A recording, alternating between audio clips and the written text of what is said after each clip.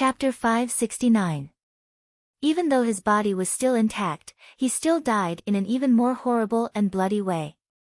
Even until his last thought turned into a few dots of light at the end of the black tunnel, he still couldn't figure out what had happened. He had just climbed to the peak of his life, but the great creator didn't even give him a day to enjoy it. A black mecha fell from the sky and ended his life so easily.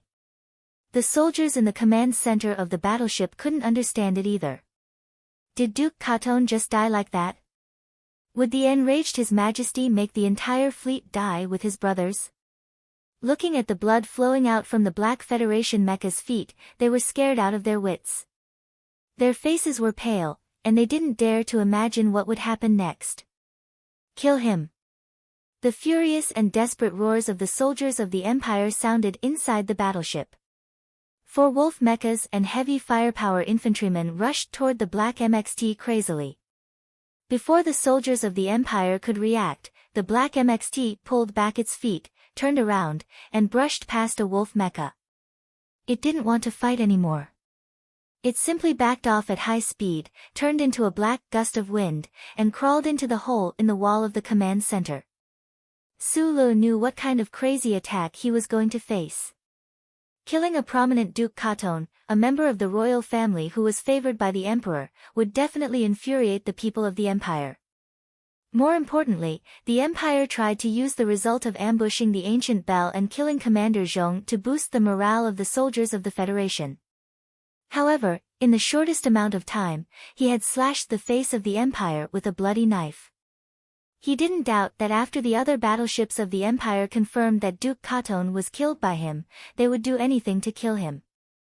Even if they had to destroy this flagship, the people of the Empire wouldn't allow him, the murderer, to escape from the Empire. The damaged SCC system was constantly combing and filtering the electronic signals around him. It was extremely complicated and dense. In the dim cockpit, he stared at the data feedback that was quickly flashing through the hologram with a pale face.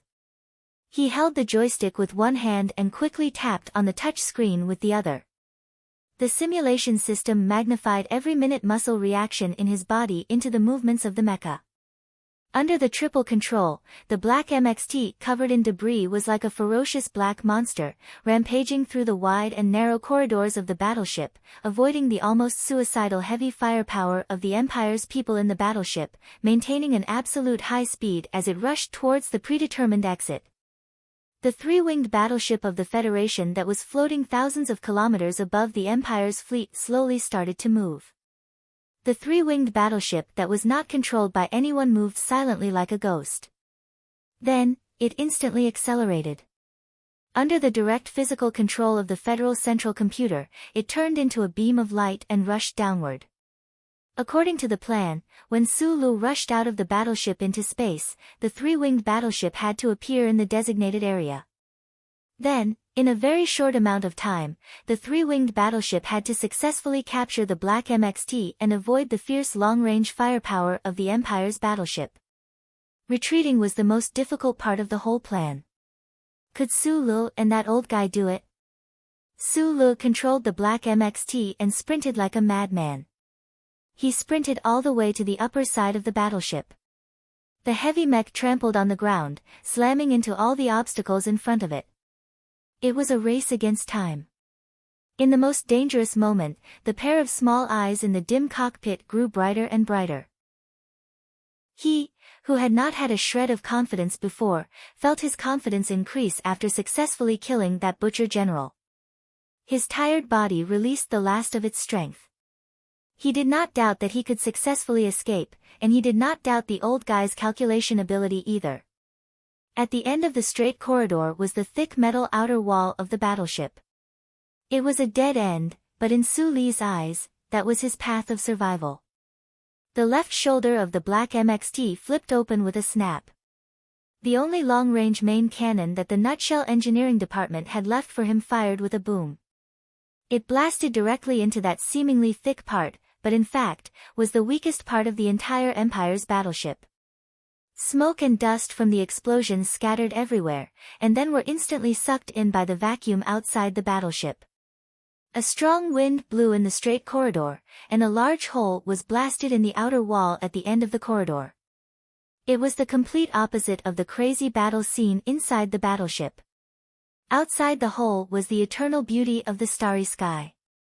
In the cockpit of the mecha, Su Lu, who had been silently running all the way, realized that he could actually complete the almost impossible revenge plan. He finally couldn't help but scream in excitement. His right hand quickly and firmly pressed the black button on the control stick. The black MXT seemed to be infected by his emotions. It trembled violently, and its speed increased a bit, heading straight for that large black hole in the outer wall of the battleship. As he pressed the black button on the control stick, a violent explosion occurred in the upper layer of the Empire's battleship.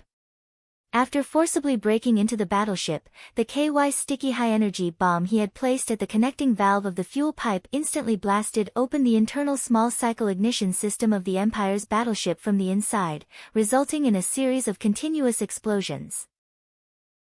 The violent and muffled sounds of explosions rang out one after another inside the battleship. Countless flames and heat waves spewed out, swallowing the Empire's soldiers. Rapid and short screams mixed in with the sound of explosions were abnormally clear. The back of the corridor also began to explode. The flames and heat waves spewed out under the effect of the pressure difference, chasing after the black MXT like a fire dragon, or rather, pushing it even faster. At this time, the tri-winged battleship had already swooped down at high speed to a place 300 kilometers away from the battleship. He was going to seek refuge in the Sea of Stars. The Sea of Stars was right in front of him. But it was far away on the horizon. Suddenly, just less than 100 meters away from the large hole in the outer wall of the battleship, the black MXT that was advancing at high speed suddenly twisted its body forcefully for some reason and slammed heavily into the left side of the corridor.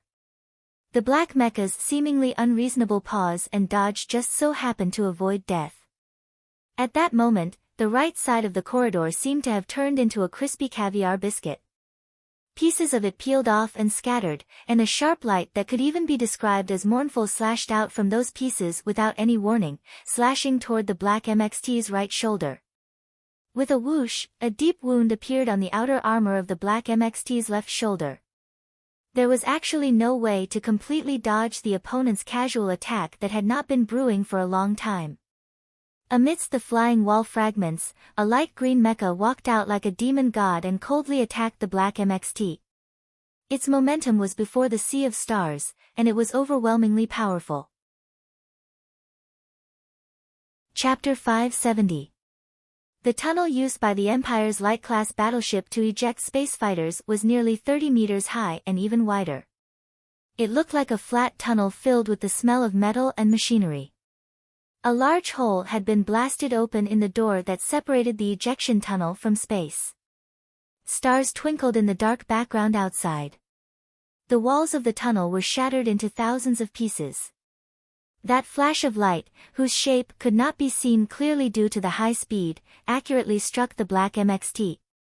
The black mecha that was charging outwards at high speed was completely unable to avoid this attack that was so sharp and deadly. In the face of this sneak attack, the mecha's balance system was instantly disrupted.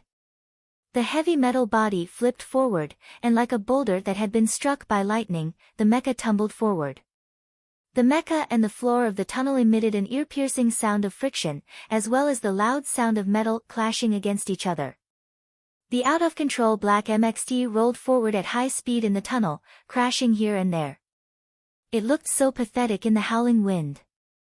However, in the next moment, when the black mecha once again slammed into the wall of the tunnel, its right mechanical arm slammed into the ground like a spike. The heavy metal body suddenly paused, and like a restless rock that had hit a protruding rock, it once again bounced up restlessly. Before the black mecha could barely regain its balance, its trembling mechanical legs turned into a series of afterimages as it continued to charge forward. As the black MXT accelerated again, some auxiliary components flew out from its trembling body, and a terrible wound appeared on its right shoulder armor. It was like the red and white mouth of a baby that was turned over after a knife wound. It seemed to be smiling, but in fact, it was extremely chilling. In the dimly lit cockpit, Su Li's face was pale. The shock in his eyes instantly turned into a trace of ruthlessness. Without hesitation, he pushed the MXT into overclocking mode. His combat style had always been tough yet conservative. He would never reveal his trump card until the very last moment. Previously, when he had launched a surprise attack on the Empire's battleship command center, even at that moment, the MXT had not entered overclocking mode. However, at this moment, the black MXT entered overclocking mode for the first time. He did not choose to turn around and finish off the Empire mecha that had appeared out of nowhere. Instead, he chose to continue charging forward in an attempt to escape. This was because he could clearly feel the power of the Imperial mecha behind him. He knew that he was in a life-or-death situation. From the moment he was ambushed until now, he did not have the time to observe the Imperial mech behind him, but he could clearly feel an oppressive feeling that seemed to want to freeze all the whistling air in the tunnel. In Donglin, he had hammered his body with the uncle and turned his trembling into an impressive ability. In the capital ring, he had come into contact with mecha and learned how to use the simulation system to directly operate a mecha. Gradually, countless people in the Federation had gotten used to Su Li's powerful mecha operation skills. This was proven from the test run on Kaki Peak to the countless battles in the West Woods. Whether it was the special class pilots of the Federation or the ace pilots of the Imperial Expeditionary Force, it seemed like no one was qualified to be his opponent. Su Li himself also developed a kind of understanding that was not arrogance, but absolute confidence. Every time he sat in his personal mech and put on the simulation system, he could feel absolute calm and confidence, as if there was no one in this universe who could defeat him. Until now. Until now. Breaking through the wall, a cold and precise slash. The mysterious Imperial mech behind him had only made 2 simple movements, but it had brought him a terrifying pressure that he had never felt before. Because he had dodged that flash of light in a panic, only then did he know that 2 simple movements of the Imperial mech were able to hurt him when he was charging at high speed. What kind of high frequency and precise operation was required? There was also that steady but extraordinarily fierce battle aura, which actually covered the mysterious Imperial mech with a layer of the strong aura of an ancient king. Su Li's eyes were bright because of nervousness. For the first time in many years, he felt danger or even despair in a mech. The Imperial mech behind him made him feel a sense of fear. Even the crazy madman Li on Kaki Peak did not reach this level of fear. It was probably because when he was at the old moon base, Madman Li did not really want to kill him. However, the pilot in this Imperial mech, who had control that was not inferior to Madman Li, wanted him dead. In this sort of situation, Su Li's first choice was naturally to flee. Relying on the high-speed maneuverability of the MXT in overclock state, he shook off the terrifying Imperial mecha behind him. A strong sense of foreboding rose in his heart. As soon as the opponent caught up to him, something very bad would happen. After killing the Butcher General and avenging the ancient Bell ship, he definitely did not want to go back and have a one-on-one battle with the Butcher General. That scene might be very romantic and heroic, but it was not what he wanted. He wanted to go home, go back to the universe of the Federation, and not become a beautiful firework on the battleship of a foreign country. Even if he had to die together with the enemy, he was not willing. The tri-winged battleship controlled by the old man should be rushing into the sea of stars outside the black hole soon, right? The black MXT, under the Empire mecha's calm and even somewhat cold high-speed fire, evaded in an extremely awkward and thrilling manner. It moved between the smoke and metal flowers and was lucky not to be hit, but its speed was slowed down. Fuck. In the dimly lit cockpit, the face exposed outside the helmet twitched slightly. Under unprecedented pressure, Su Li let out a roar that sounded almost like a groan. He forced out all of the mysterious burning energy in his body and transmitted it to every part of the MXT's transmission system, forcing the mecha to increase its speed even though it was already close to its peak speed. When the fingertips of the mechanical arms that were as firm as rocks in the wind were about to touch the box on the ground, when they were about to fly out of the hole that was full of metal fragments, when they were about to jump into the sea of stars and seek freedom and return home, a cold light flashed again and cut off all their hopes. The light cut into the metal box coldly, cutting the satellite thruster inside into countless broken parts, clinking and clanging non-stop. In Su Li's ears, these crisp sounds were like his heart being frozen and then shattered into pieces. Outside the black hole, the familiar three-winged warship turned into a stream of light and passed by in a flash. The Imperial fleet nearby had already reacted, and a dense concentration of weapons shrouded the area. Presumably, the three-winged warship under the old man's sole control would not be able to find a chance to dive again. This was not the plan. This was not how the plot of the story was supposed to develop. Su Li's bright eyes returned to normal. He continued to operate the mecha at high speed, but his eyes slowly narrowed. Previously, when he broke into the warship, he had hidden the satellite thruster here. This was the only way out he had prepared. He had imagined being chased and intercepted by the Imperial soldiers inside the warship. He might not have the chance or time to install the thruster on the mecha, so in his imagination, there had been a very thrilling and exceptionally beautiful scene. The black MXT mecha grabbed the metal box and charged out of the warship at high speed. Under the dumbfounded gazes of the Imperial soldiers, it glided at high speed due to inertia. In the empty and quiet space, the mecha installed the thruster, and the jet propelled the mecha to connect with the three-winged warship several kilometers away at high speed. Then, it turned into a stream of light and elegantly escaped from the Empire, returning home through the space passage. However, all of this turned into bubbles because of that cold and elegant light. In the metal box that exploded on the ground to the right of the MXT mecha's leg, the light that had plunged Su Li into a desperate situation finally showed its true form because of that rare moment of silence. It was a weapon that had only appeared in movies. A gun. An unusually normal-looking alloy multi-layer forging gun. The gun was nearly 5 meters long, and its entire body glowed with a faint gray metallic luster. There was no sense of vitality, only a sense of death. However, what was very strange was that this lifeless giant alloy gun gave off the feeling that it was alive. It could spring up at any time and emit a fatal and cold light. This was because, the end of the alloy gun was held in the mechanical arm of the mysterious Imperial mecha. With the thrusters destroyed, the few kilometers of space travel distance in the escape plan was as long as the current time for the MXT mecha in combat mode. Even if the tri-winged battleship rushed over to pick him up, the mecha would become the dust of history under the bombardment of the Imperial battleships if it floated in space for more than 5 seconds. The explosions and flames on the upper layer of the battleship were still ongoing, but the black MXT could no longer leave. Su Li knew that he had no other choice. In his slightly narrowed eyes, a feeling of despair appeared for the first time in his life. Despair meant that there was no hope, but it did not mean that he had given up, and it did not mean that he had surrendered.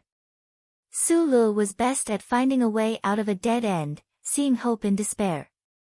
Even if the final road ahead was still dark and gloomy, he still had to try and fight. Previously, he did not turn back because he wanted to leave alive. Now that it was impossible to leave alive, why not fight and not turn back? The alloy gun that had pierced deeply into the metal box, and even into the depths of the tunnel's hard ground, suddenly seemed like a stiff dragon that had awakened after 1,000 years of slumber. The tip of the gun rose and turned into a ray of mournful light, piercing straight into the cockpit of the black MXT. Boom! The alloy blade poked out of the black MXT's mechanical arm, and with a strange swipe, it happened to cut right on the tip of the alloy gun. The unpleasant sound of metal scraping against metal came to an abrupt stop. The beam of the gun retracted and retreated solemnly. After a moment of slight trembling, the blade was placed horizontally in front of the mech's chest. There was a temporary silence. For the first time, the two most powerful mecha of the Federation and the Empire faced each other head-on. No one made the first move, each silently standing in their respective positions. Sulu narrowed his eyes as he looked at the Empire mech that had forced him into such a desperate situation. He found that this mech had undergone some sort of modification that he could not understand for the time being. The various joints and transmission points did not have those ugly and sinister metal spikes, but were instead wrapped in small metal boxes. Because of these small metal boxes, this Empire mech's design appeared very strange. It was as if there were countless ugly trash boxes hanging on its body, and it seemed that with every step it took, these metal boxes would fall off, like the fallen fruits of a ripe peach tree, smashing into a deadly peach miasma. My mech is called Peach Miasma. Chapter 571. The peach blossoms blossomed one after another, blooming to the point that it was time for the flowers to break. The fragrant scent turned into miasma, intoxicating all living things and making it difficult for them to wake up again. If they did not wake up, only death awaited them. In the dim and stuffy cockpit, Sulu heard the two words peach miasma, and his mind instantly recalled an old passage of text he had read in the library of the State University years ago. This memory did not occupy him too much of his attention.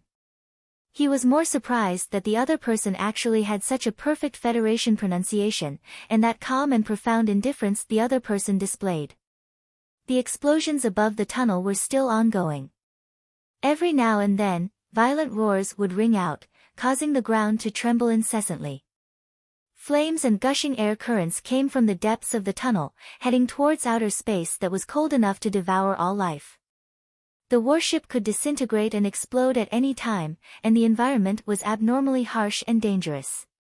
Yet, the Empire person inside this strangely shaped mech was still so calm and collected as he introduced himself, calmly waiting for the arrival of the battle, without a trace of urgency. Judging from the voice, this Empire mech master was not very old. The cool and indifferent tone even gave people the illusion that the other person was still in his adolescence. Sulu slowly took in deep breaths, mobilizing every bit of burning power in his body.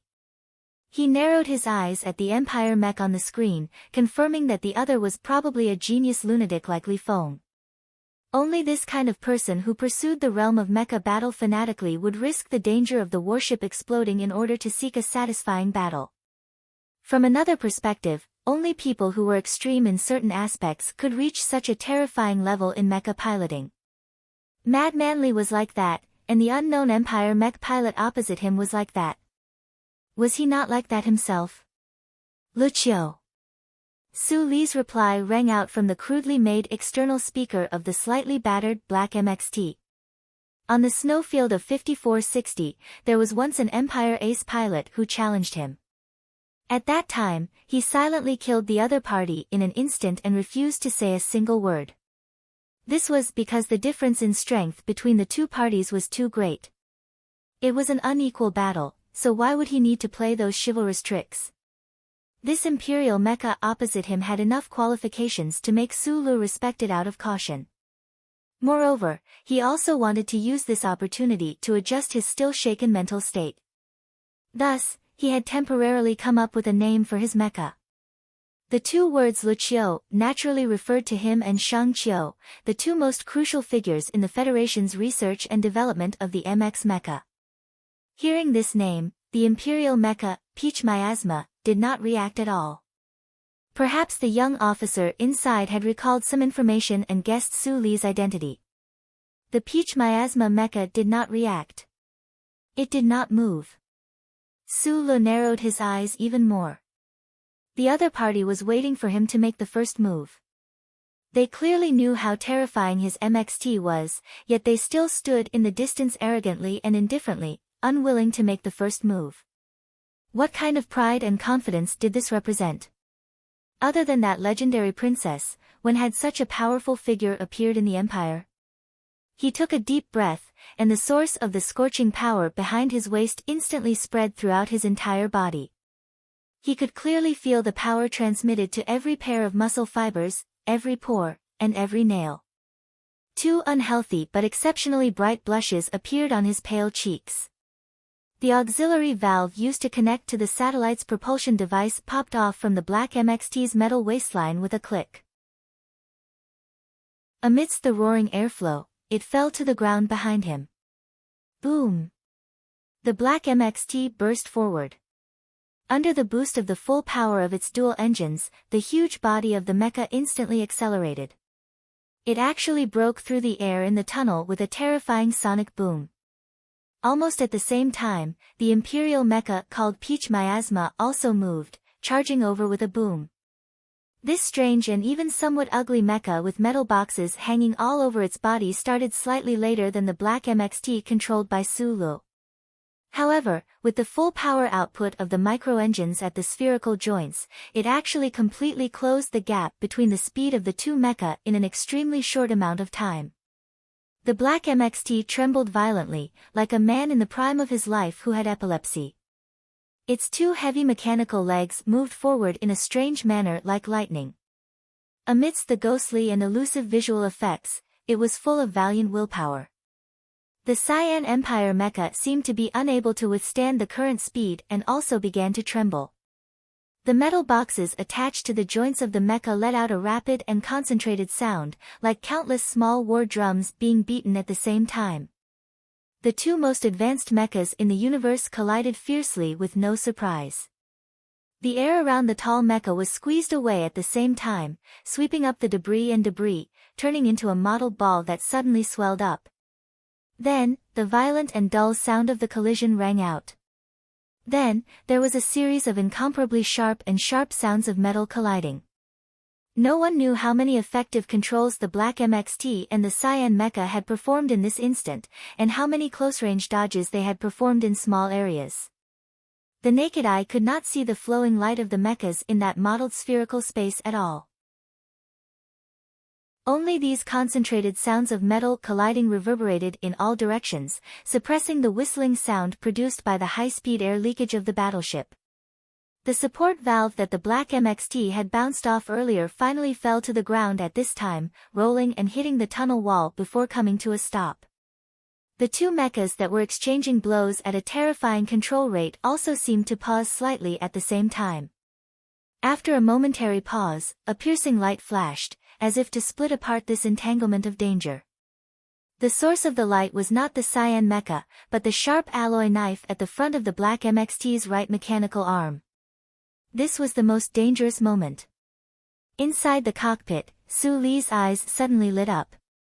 His body hovering in the air, he controlled the black MXT to perform the last of the 10 poses that the uncle had taught him, and also the most ruthless one. The black MXT crashed madly into the Cyan mecha's arms, its mechanical leg suddenly springing up, the tip of its knee aiming straight for the Cyan mecha's lower abdomen. The movement was clean and efficient to the extreme, but also extremely valiant.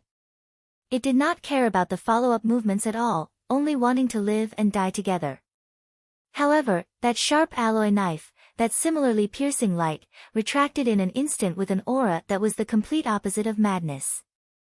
Silently, it stabbed out from under the mecha's elbow, sinisterly stabbing towards the Cyan mecha's cockpit amidst a sea of dazzling debris and strong winds. The Cyan mecha had not been able to determine the direction of this stab, and had not been able to guess the soft and sinister strike that the black MXT would make after its sudden burst. No matter how strong the control of that Empire genius was, it was likely that there was no way he could avoid this suddenly dimmed but now even more dangerous light in such a small space. Therefore, the Cyan mecha did not retreat. Instead, its body shook violently, and it charged forward fiercely.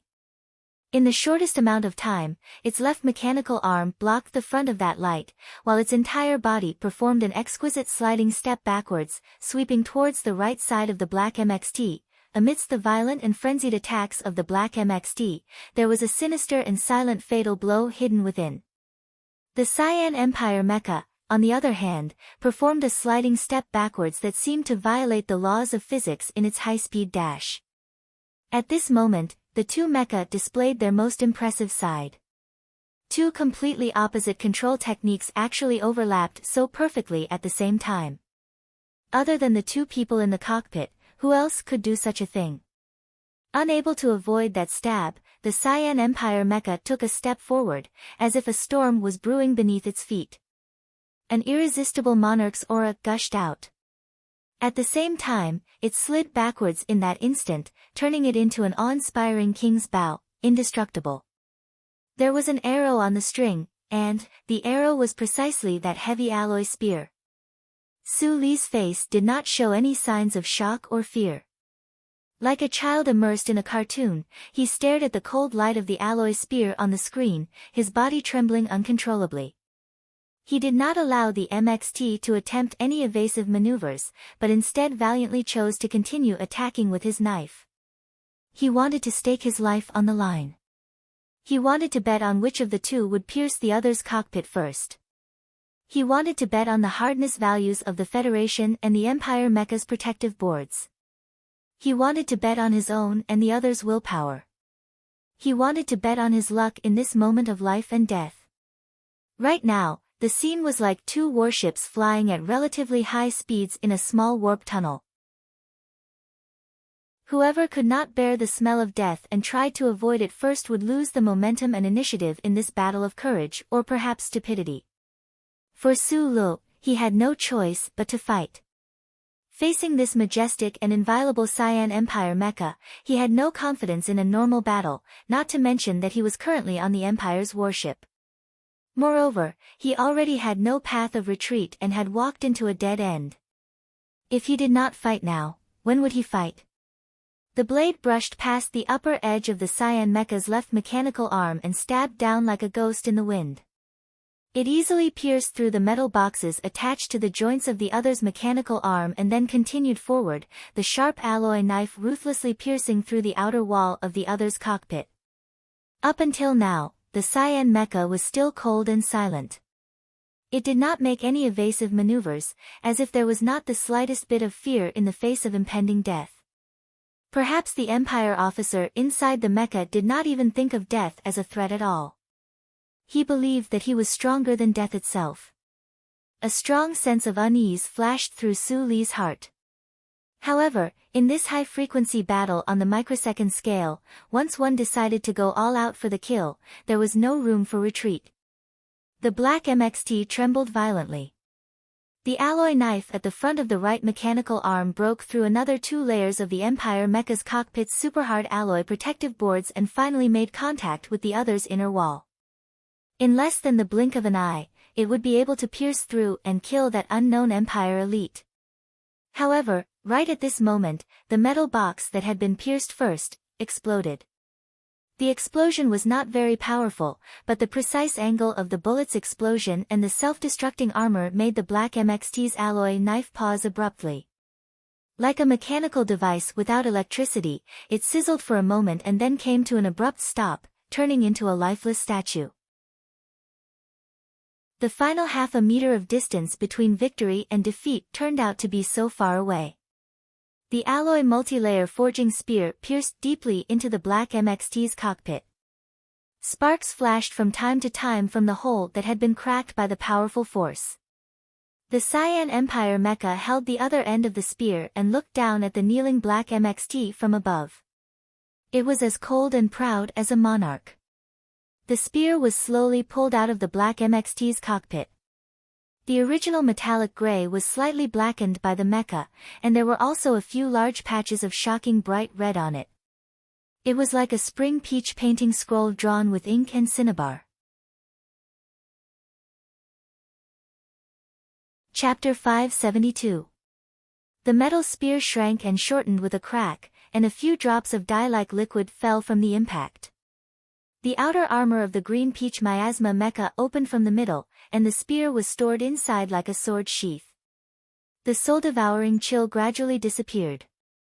In front of the warship's passage, there was a heavy sound of metal rails rubbing against each other. The automatic repair device outside the warship ran over through the thick slide rail. Countless welding points began to burn in the thin air, glowing and heating. Finally, the temporary repair of the hole was completed, and the howling hurricane in the passage was much softer. However, there was no way to effectively control the fire and explosion on the upper deck of the warship. The soldiers of the Empire ran into the passageway and looked at the fallen Black Federation mecha on the ground and the standing green mecha with complicated expressions. They guessed in shock what had just happened and who was inside the green mecha. Prepare to evacuate. An indifferent and calm voice came from the green mecha, but it did not allow anyone to question or object. Then, with the humming sound of hydraulic pressure, the cockpit of the mecha that had a large hole in it slowly opened. Dim light spilled in and shone on someone's body. It was an ordinary face. The lines weren't deep, but they were clear. It made his facial features look a little cold, especially the calm pride that came from his bones. For some reason, it made people feel that the word valiant came from his handwriting. Huai Chaoshi undid the black data band on his body and stood on the heavy and thick metal door of the cockpit. His thin body did not tremble in the cold air of the tunnel. He looked at the troublesome Federation mecha a few meters away from him and listened to the automatic alarm of the warship system. He could not help but slowly narrow his eyes. The Empire killed that tiger and destroyed the ancient bell. The Federation officer in this mecha killed Duke Carton and was going to destroy this flagship. This revenge was really equal, he thought in his heart. The soldiers below the mecha were operating the heavy suspension tools, trying to open the cockpit of the MXT mecha.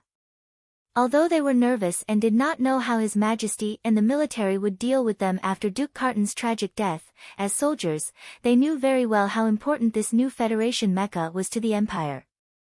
They had to take this mecha away with them as much as possible before they evacuated. After a few shouts, the cockpit of the MXT mecha was finally successfully opened. The Empire soldiers angrily dragged Sulu out of the cockpit and threw him to the ground like trash. At the same time, the engineers began to connect the data to prevent the Federation mecha from self-destructing. He didn't die. Huai Chaoshi looked down at the ground and thought in surprise. The waist of the young Federation officer on the ground was a mess of flesh and blood. His short black hair was tangled together by sweat and was messily resting beside his pale face. There was no trace of trembling under his closed eyelids. He was probably in a deep coma. Despite having his cockpit pierced by an alloy spear, the other party was still alive. Kai Chaoshi did not know how this Federation officer had managed to do this at the last moment, and a faint sense of vigilance grew in her heart. He jumped down from the Peach Miasma mecha and walked towards the unconscious Sulu. The sound of his leather military boots was unusually clear and loud. It was jarring even in the noisy tunnel. Looking down at Sulu with his hands behind his back, Huai Chaoshi's narrowed eyes gradually relaxed. There was no trace of a smile on his face. Instead, there was some kind of consideration. Right at this moment, the fingers on Su Li's right hand trembled slightly. It seemed to be an involuntary reaction from the nerves in his coma. A series of low explosions sounded in the cockpit of the black MXT mecha. The engine roared, and smoke and dust flew everywhere. The Federation soldiers who were in the midst of data connection and deciphering inside the mecha were affected by this explosion. They screamed as they were shaken out of the cockpit and set on fire. A cold light flashed through Huai Chaoshi's eyes. He subconsciously turned his head to look. The unconscious and seriously injured Sulu suddenly opened his eyes at this time. His body that was originally as weak as a garbage bag suddenly trembled violently and bounced up. His legs crossed in front of him like lightning, and his fists were like iron hammers that broke through the wind and blasted out. He did not know the identity of this young Federation soldier in front of him. Although he looked like he was wearing a normal soldier's uniform, to be able to possess such terrifying mecha piloting skills and such a mentality, the other was definitely not a normal character. Heavily injured and on the brink of death, if he wanted to live, the only way was to take this Federation soldier as a hostage. This was his last chance. His heavily injured and exhausted body could only support him for one last attempt. The wind from his fists was like a hammer, his body like iron, his footsteps like the wind. Sulu placed all of his hopes for survival on this one blow. The mysterious burning power he had cultivated for many years gushed out. Using the powerful close combat techniques he had practiced since childhood, he held nothing back as he blasted it all out. This young Federation soldier in front of him was definitely a genius in mecha piloting. He was even stronger than Su Lu and Madman Li, but, when it came to close combat attacks, who could be his match? A ray of light suddenly appeared in the midst of despair, the wind from his fists howled. The air vibrated, and the afterimages trembled. It was unstoppable. Huai Chaoshe turned his head and saw this scene from the corner of his eye. His pupils contracted abruptly, and then, that normal and indifferent face actually did not show the slightest trace of panic or fear. There was only calmness and a completely aroused desire to fight.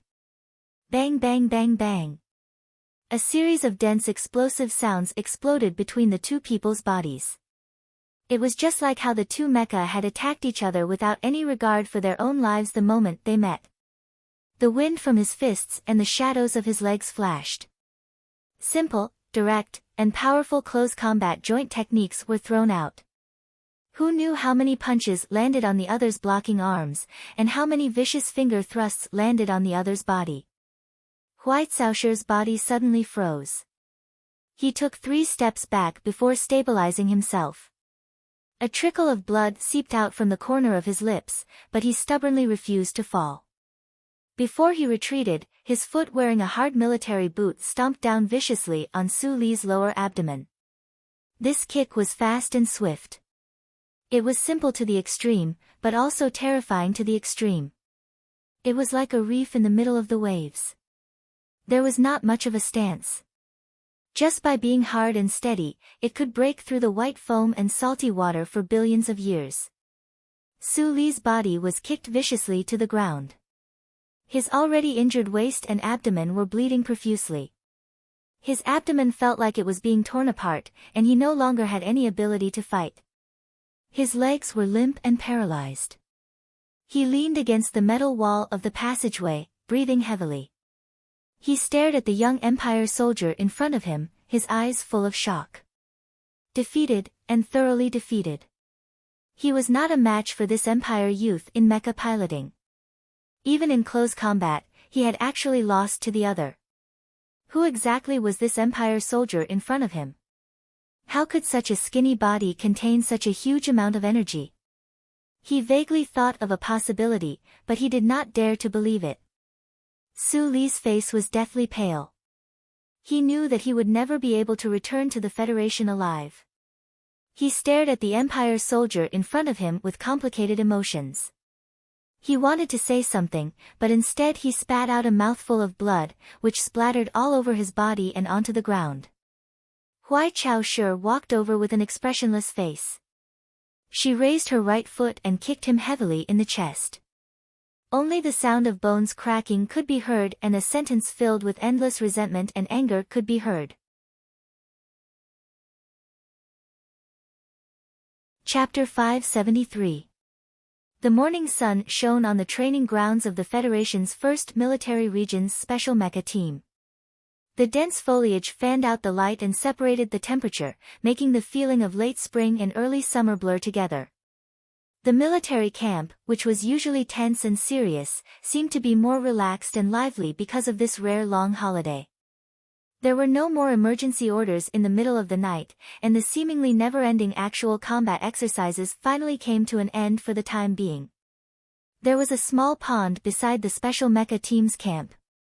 Nominally, it was under the jurisdiction of HTD Bureau, but in reality, it had long become a small lake in the backyard of the soldiers.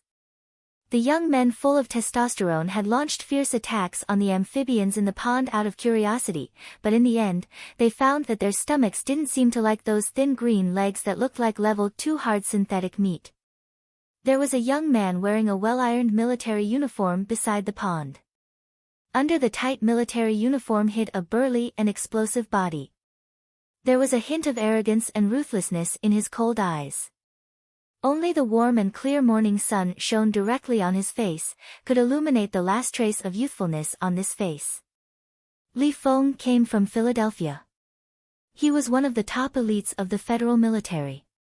Even if Su Lu came out of nowhere, he couldn't steal his glory.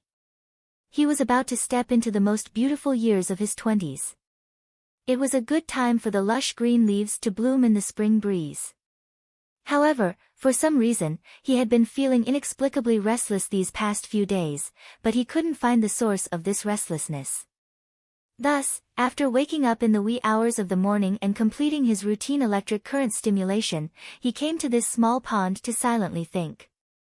He left home at a young age and completed his puberty amidst the flames of war in the West Woods. Growing up was so exciting that it was even a little deformed, so he rarely came home to Philadelphia. However, perhaps because of his bloodline and respect, he always subconsciously learned or imitated that great-grandfather of his.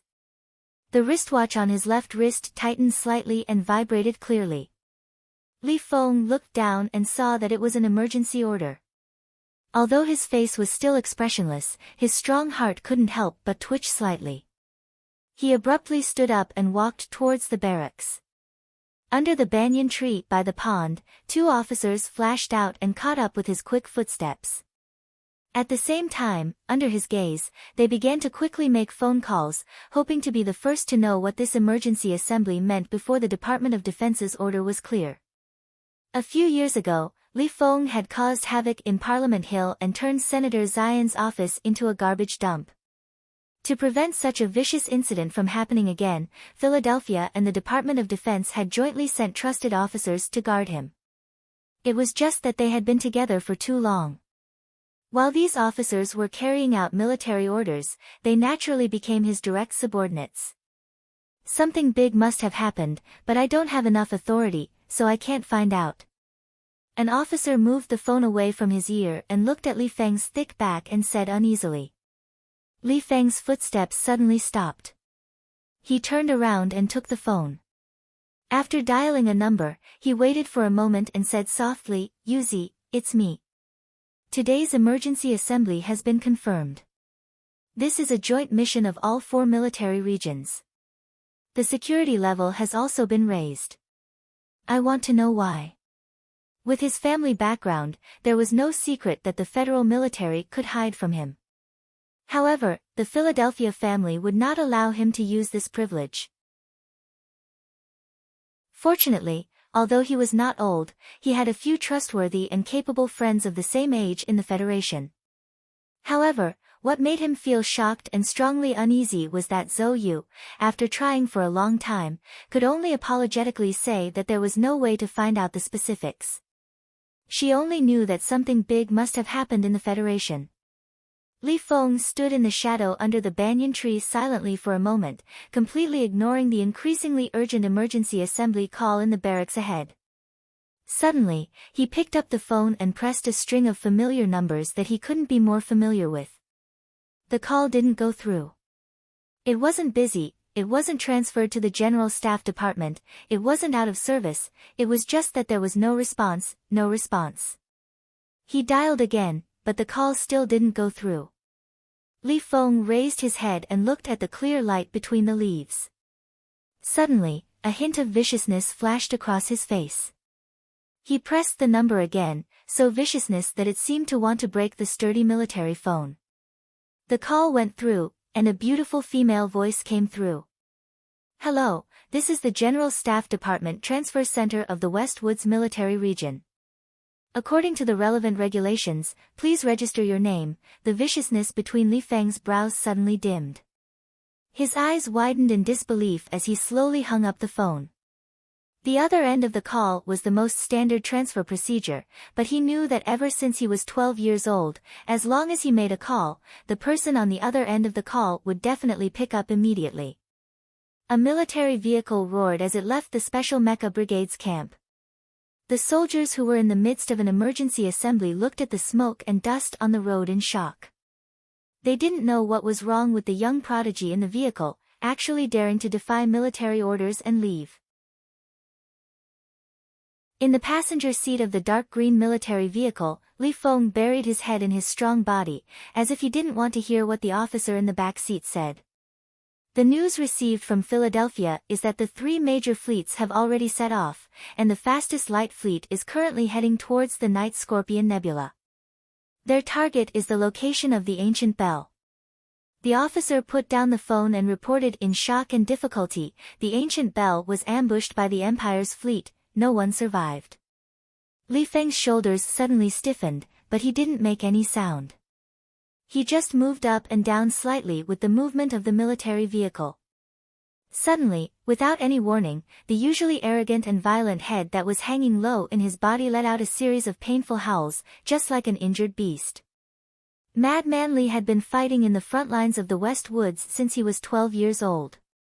He always had a goal in front of him, and it wasn't as unreachable as his grandfather by the lake. Instead, it was so real and close. During his youth, he grew up under the care of that person. In a sense, that person partially replaced the role of his father in his life. No one knew how close his relationship with the West Woods tiger was. Even the Philadelphia family didn't know, and no one could imagine how he would feel when he heard the bad news. The officer in the vehicle was pale. They were Li Feng's most loyal partners and subordinates. They only knew a little about the situation, but they didn't expect him to have such a big reaction. "Where are we going at this time?" "To the spaceport. I want to go back to the West Woods." Maybe it was because he buried his head in his arms, or maybe it was because of something else. Li Feng's voice sounded a little dull and weak at the moment. "This is disobeying a military order, and, if Director Li knows, he will definitely not agree." One of the officers suppressed the nervousness in his heart and refuted. Li Feng raised his head and glanced at the officer in the vehicle. His voice was flat as he said, I want to go back to the West Woods." He didn't cry when he heard the news of Commander Zhong's death, but at the moment, his eyes were red and full of terrifying veins that were triggered by his violent emotions. Facing such a pair of eyes and such a calm and terrifying tone, no one dared to raise any objections. Even if these officers could guess that once Li Feng returned to the West Woods, he would definitely do something earth-shattering. At this moment, the phone rang again. General Li Jiedu said calmly, "What do you want to do?" "I want to kill someone." Li Feng heard his father's voice, and a trace of stubbornness flashed across his handsome face. He said, "No one can fucking stop me." There was a moment of silence on the other end of the phone. Li Jiedu didn't expect that the news of Zhong Shouhu's death would actually make his son so angry and agitated. After a moment, he said, "Su Le has already gone over. Give me the authority." Li Feng paused for a moment and said, "I want to see him do it." In the command hall on the outskirts of the capital special district, there was a commotion. Countless senior technicians were decrypting and restoring a section of the signal from a distant star region. The senior staff of the Department of National Defense, with the help of computers, were frowning and thinking hard about many complicated things. Who gave him the authority to use the charter network that the Federation buried in advance? A gloomy and angry roar sounded in the hall. The director of the Military Committee of the Federation Parliament looked at the data feedback on the giant screen excitedly and waved his arms vigorously. "This is related to the foundation of the Federation's attack on the Empire. Make him stop immediately." The National Security Advisor's expression was also ugly. He said gloomily into the microphone, "Three-winged battleship, I order you to stop immediately and withdraw immediately. Otherwise..." Bang! A porcelain vase that was thrown into the hall interrupted the anger of these big shots. The crisp sound of the vase shattering shocked everyone. The entire command hall was silent for a moment. Li Feng didn't know what he threw at the vase. He walked over with a gloomy face. The military police in the command hall immediately surrounded him. At this time, sitting on the second floor, the president waved his hand with a gloomy expression. The military police had to disperse and let this ruthless lieutenant colonel walk directly to the control panel. At this time, dozens of hours had passed since the attack on the ancient bell. In the Federation society, which appeared to be peaceful on the surface, it was just a few days of changing between day and night. However, for the people who heard this shocking news, it was extremely torturous. The Bureau of Proclamation's tri-winged battleship followed the Empire's fleet into the enemy's star sector in a decisive and reckless manner. The signal passed through the giant warp hole, and there was no fixed signal to amplify it, so it was somewhat unstable. The people in the command hall could only see blurry and intermittent images and the whimsical plan that they had just received. Li Feng stood in front of the control panel and slowly lowered his body to the microphone. He squeezed out a sentence from his solid chest, "Su Lu, help me kill him. If you can't do it this time, I will do it next time." A few minutes later, the entire command hall heard Su Li's reply from the tri-winged battleship, "I will kill him." Then the communication was cut off. 7 hours later, a civilian smuggling spaceship from the West Woods sent back the latest news to S1. This smuggling spaceship was monitoring the military channel a few days ago and learned that the ancient bell was attacked. As criminals who should not be exposed to the public, the people on the smuggling spaceship bravely made the decision to rescue Commander Zhong. However, when they arrived, they only saw the wreckage on the ground and a rescue capsule that flew back according to the predetermined procedure. Other than that, there was nothing.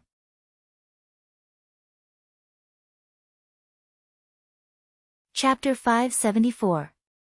The last image that the people of the Federation saw was shot by the Bureau of Proclamation's tri-wing warship. In the last image, the Empire's flagship exploded violently and turned into a dazzling firework in the quiet space. Then, even the tri-wing warship disappeared into the vast universe. The confirmation of the culprit of the attack on the ancient bell, the famous butcher general of the Empire, made many people in the upper class of the Federation excited. However, there was no news of Su Lu, which reduced the joy of revenge to the lowest point. That night, the Federation news channel authorized by the government turned into a black and white monochrome broadcast. All advertisements and entertainment programs were stopped. The news anchor reported the news of the attack on the ancient bell to hundreds of millions of Federation citizens with a sad and angry voice. At the same time, he claimed that the special forces sent by the federal military had successfully destroyed the shameless Empire's fleet. In the middle of the repeated news, it was the life of Zhong Suahu, the commander of the West Woods military region. The Federation government spared no effort to publicize the great achievements of this tiger in the front line for more than 10 years. The prosperous and safe Upper Woods region was shocked, and the remote and lonely East Woods region was shocked. The entire Federation society was shrouded in a gloomy fog. If the Federation government had not announced the successful revenge, this gloomy mood might have directly aroused the uneasiness of society. As for the West Woods region, which guarded the border of the Federation like stubborn orphans, had already fallen into hysterical anger and sadness. 3 moons climbed up, shining on the wild vegetables in Little Sister's basket. 3 moons fell, eating up the wild vegetables made by Little Sister. 3 moons disappeared, Little Sister also disappeared. 3 moons rose, Little Sister, when will you come back? Just like the helplessness and anger of this ballad that was created decades ago, and just like how Zhong Suahu lamented to Su Lu in the restaurant, the people of the West Woods uneasily and sorrowfully thought that they were just orphans of the Federation, wandering in the universe, singing sad songs in the West Wind. No one would care about the life and death of the people of the West Woods. Fortunately, they had the Zhong family. For the past 10 years, they had that insufferably arrogant tiger. But now, that ferocious and friendly tiger had died without warning. In an instant, the people of the West Woods could not accept the fact that they had lost their hero, their leader. When they finally confirmed that this sad fact could not be changed, countless West Woods soldiers swarmed to the periphery of the old house in Wait 2 district. They hugged their weapons and sat on the ground, forming a long line along several roads. No one organized them. They just subconsciously wanted to protect the commander's home and prevent any outsiders from coming. More people of the West Woods began to cry and criticize the corruption of the Federation government and the incompetence of the federal fleet. Thinking of the West Woods sweating and bleeding by the Federation, and the abruptness of the whole incident, countless conspiracy theories began to circulate in private. Just as the cosmic war between the Federation and the Empire was about to begin, social unrest in the West Woods at the front line would lead to extremely serious consequences. What worried the Federation government even more was that no one knew whether the Westwoods soldiers and civilians who were loyal to the Zhong family would have more direct and strong political demands because of this incident. The Federation had to stabilize the situation in the Westwoods as soon as possible, and in the current tense situation, there were not many people who had enough influence to appease the people of the Westwoods and show the Federation's sincerity to the soldiers and civilians of the Westwoods. After thinking for a few hours, the old man by Lake Feicheng politely declined the request of the president's residents to go to the Westwoods to stabilize the situation. In the early morning, the Federation News Channel broadcasted an urgent news. The president of the Federation would immediately set off for the Westwoods to preside over the grand funeral of Commander Zhong, his wife, and the soldiers of the Antique Bell. The people were in a frenzy, and the people's hearts were uncertain. Every combat unit in Silan's military was in a dangerous situation where they were absolutely on guard and had no clue what to do. President Pavel's decision to head to Silan to appease the people had, without a doubt, demonstrated his courage and determination that was different from normal politicians.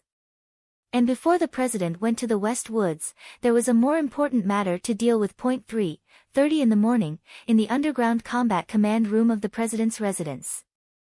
The fact that the Empire's fleet could find the gap in the charter network and use our top-secret electronic imprint to cover it shows a lot of problems. The Department of Defense has newly coded all the electronic code systems 3 days ago, but if those problems can't be solved fundamentally, these technical means will become meaningless. President Pabre's voice was still strong, but his dark face looked a little thin and tired. Although the last conversation between them before Zhong Suihu left the capital did not achieve a satisfactory result, the president was still willing to see Commander Zhong as a kindred spirit. A potential political ally was buried in a space fireworks that no one expected. This blow and the situation in the Westwoods that followed made the president feel a lot of pressure. Fortunately, at this time, he did not have to worry that some families or spokespersons in the Federation would dare to question his decision to attack the Empire. I don't know if Lieutenant Colonel Su Lu has any evidence for what he said, and I don't want to investigate the source of his information. His outstanding performance on the battlefield, as well as his brave actions in chasing after the Empire's fleet, can completely prove his loyalty and love for the Federation. President Pabre's eyes swept over everyone in the room like a hawk, from the National Security Advisor, the Minister of Defense, the members of the Joint Chiefs of Staff, important cabinet ministers, specially invited representatives of the Parliament. He said in a deep voice, he said that there is still a seed of the Empire that is still in the Federation, so I ask you to find it. According to Lieutenant Colonel Su Li's information, the Federation Investigation Bureau entered the military prison as soon as possible, but did not find the target. The director of the Federation Investigation Bureau in a pure black suit looked at him and said seriously, but according to the preliminary investigation, we did find some problems. As for where that seed of suspicion is now, we need the help of the Bureau of Proclamation. Since the Bureau of Proclamation has been observing this seed, they should know where it is now. The target of this sentence was very clear. The eyes of the big shots in the Federation in the room all fell on a chair at the round table. The assistant director of the Bureau of Proclamation, Cui Jiadong, was temporarily relieved of all authority 3 days ago. 3 special agents of the Special Task Force stood behind him at this time. Facing the suspicious and angry gazes of his colleagues, he said slowly with difficulty, I have already explained that the Bureau of Proclamation suspended the investigation of that seed of suspicion because I directly received an email from the Office of the Minister of Defense, saying that the suspect is involved in a special military mission and needs to be temporarily quarantined. Minister of Defense Zhou Yingxing, who had been silent all this time, said, I did not send such an email. For the sake of maximum safety, after the Medellin project, the president has already rejected the related anti-discord plan. Director Jiadong has just confirmed that the seed has disappeared or died, but I can't be at ease, so Assistant Cui, I think you need to be quarantined for a long time. As for the Office of the Minister of Defense, it must also be investigated. Zhou Yingxing nodded slightly, not deliberately hiding the heavy expression between his eyebrows. In 2 hours, I will be going to the West Woods. I hope that the relevant investigation can come to a clear conclusion before the charter I arrives at Sunset State. President Pabre looked at the crowd sternly and said, "Everyone here is a pillar of the Federation. If there is a problem with any of us, it will be a big problem for the Federation. This matter involves the Bureau of Proclamation and the Ministry of Defense. The Federation Investigation Bureau does not have the ability to complete the investigation, so I have decided that the military combat forces will conduct the investigation. The investigation team will report directly to me, and I will leave the details to Mr. Byron. Vice President Byron has the authority to investigate the internal work of the Bureau of Proclamation, but according to the first charter, any powerful government agency, especially the military, is prohibited from actively interfering with the affairs of the Bureau of Proclamation." Cui Judong's expression changed. He did not care about his current situation and raised his objection loudly. "The military investigation team will not interfere with the affairs of the Bureau of Proclamation. They are investigating you." President Pabre looked at him coldly and said without any trace of politeness. Cui Judong's expression changed drastically. He tried to get the president to retract the order, but even when he was escorted out of the conference room by 3 special task force agents, he still turned around and struggled to express his objection. "Lieutenant General Du Shaoqing will be in charge of this investigation." President Pabre looked at the crowd and said in a heavy tone, "The death of Commander Zhong has proven the crazy aggressive instinct of the Empire. When it comes to the survival of the Federation, no department can stay out of it, not even the Bureau of Proclamation." The big shots in the conference room turned their eyes collectively again and looked at a shadowy corner outside the round table. Du Shaoqing, who had been sitting silently in the corner, slowly stood up. His straight military posture was impeccable. He gave the president a standard military salute and said in a deep voice, "I will not disappoint you." In the eyes of many people, Du Shaoqing, who had accumulated military merits to the rank of lieutenant general, would not be able to sit in the position of commander of the Iron 7th Division for too long. Although people were still used to calling him Commander Shaoqing in a respectful tone, the military talent he had displayed at the front line of the West Woods did indeed need a bigger stage. No one would have thought that his latest big stage would be the investigation team of the Federation appointed by the president himself. And the investigation was, the mystery of the death of his lifelong enemy. Under his command, the fully armed soldiers divided and surrounded the Bureau of Proclamation and the Ministry of Defense as if they were in a battle. They cleanly invited the suspects of the Bureau of Proclamation and the Ministry of Defense back to the military camp from their homes. Ignoring the fierce resistance of the lawyers, they used all means to extend the detention period as much as possible and gradually deepened the investigation. Du Shaoqing, on the other hand, was silent in front of his desk. There was an old photo frame on the desk, and in front of the desk was a violin case. The long case was not opened, and no clear sound came out.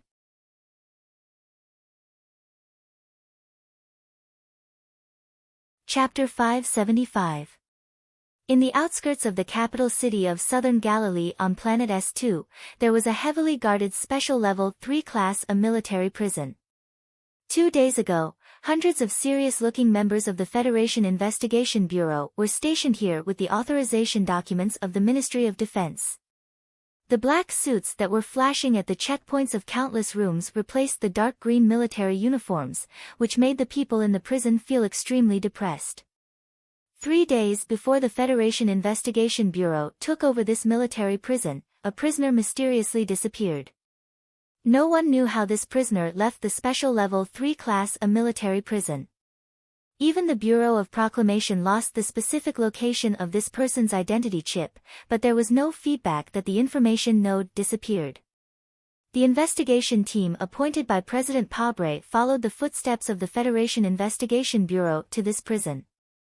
The Internal Affairs Officer of the Iron 7th Division from the 2nd Military Region increased the intensity of the investigation of the prison under the cold command of President Du Shaoqing. The prisoners in the prison were all gathered in the side area. The cells that they used to live in became the prison's hell. From time to time, angry roars, curses, and screams could be heard from the third floor of the prison. As many as 700 government employees and officers turned this prison into a surprisingly large interrogation room. They used all kinds of legal methods, but they still couldn't find any clues. The Federation's investigation of the attack on the ancient Bell ship and its efforts to find the hidden seed fell into a helpless halt. At this moment, countless pairs of anxious and angry eyes didn't notice a small forest 13 kilometers to the right of the prison. Under the simple building of the forest, there was a hidden underground fortification. At the end of the fortification, there was a dark room without any light or electronic equipment. The dim light of the primitive incandescent lamp shone on the rough stone walls of the room. The light gradually gathered to the side of the bed in the corner of the room, revealing a thin, pale, and desperate face. He had a very common name, Yu. He was 36 years old this year. He entered the 2nd Military Academy at the age of 17. After graduation, he had been working in the Military Intelligence Department. Although the information he came in contact with was top secret and somewhat mysterious to the general public, this kind of work would become ordinary and boring after a long time. However, Yu was not dissatisfied. He liked the breakfast sold outside the electronic code station building. He was used to the smell of disinfectant and light curtain glue in the building. Not to mention, when he was 30 years old, he fell in love with a waitress in the logistics department of the building. He had a gentle and kind wife, a daughter who was just 4 years old but still waited for him with a sweet smile and slippers every day. He had an ordinary but stable, and indeed meaningful job. Yu was satisfied enough with this life. Yu had always thought so, until one day more than a year ago, when he was driving home, he was suddenly stopped by a group of soldiers and arrested. Then, he learned the truth that was like a thunderclap. Yu was a seed that was planted in the Federation. Yu was from the Empire. No, this is such a ridiculous prank. I was born in the S2 industrial base, and my parents only gave birth to me when they were in their 40s. I have countless childhood friends and teachers who know of my existence, and you actually say that I'm from the Empire? Adoption certificate? No, I don't believe it. Biological markers? That's fake. What are you trying to do? I'm just a very ordinary officer. I don't have anything you want on me. Why must you accuse me of being from the Empire? More than a year ago, when Yu heard this ridiculous accusation, his first reaction was this. That absurd feeling of astonishment turned into hysteria. This made him, who was considered to be extremely cowardly in the military academy, actually dare to ignore the gun barrels in the hands of those wardens. He angrily swung his fist and smashed it towards the brown-haired officer's face across the wide interrogation table. However, he did not hit the other party. Instead, he was smashed to the ground by the cold butt of the gun.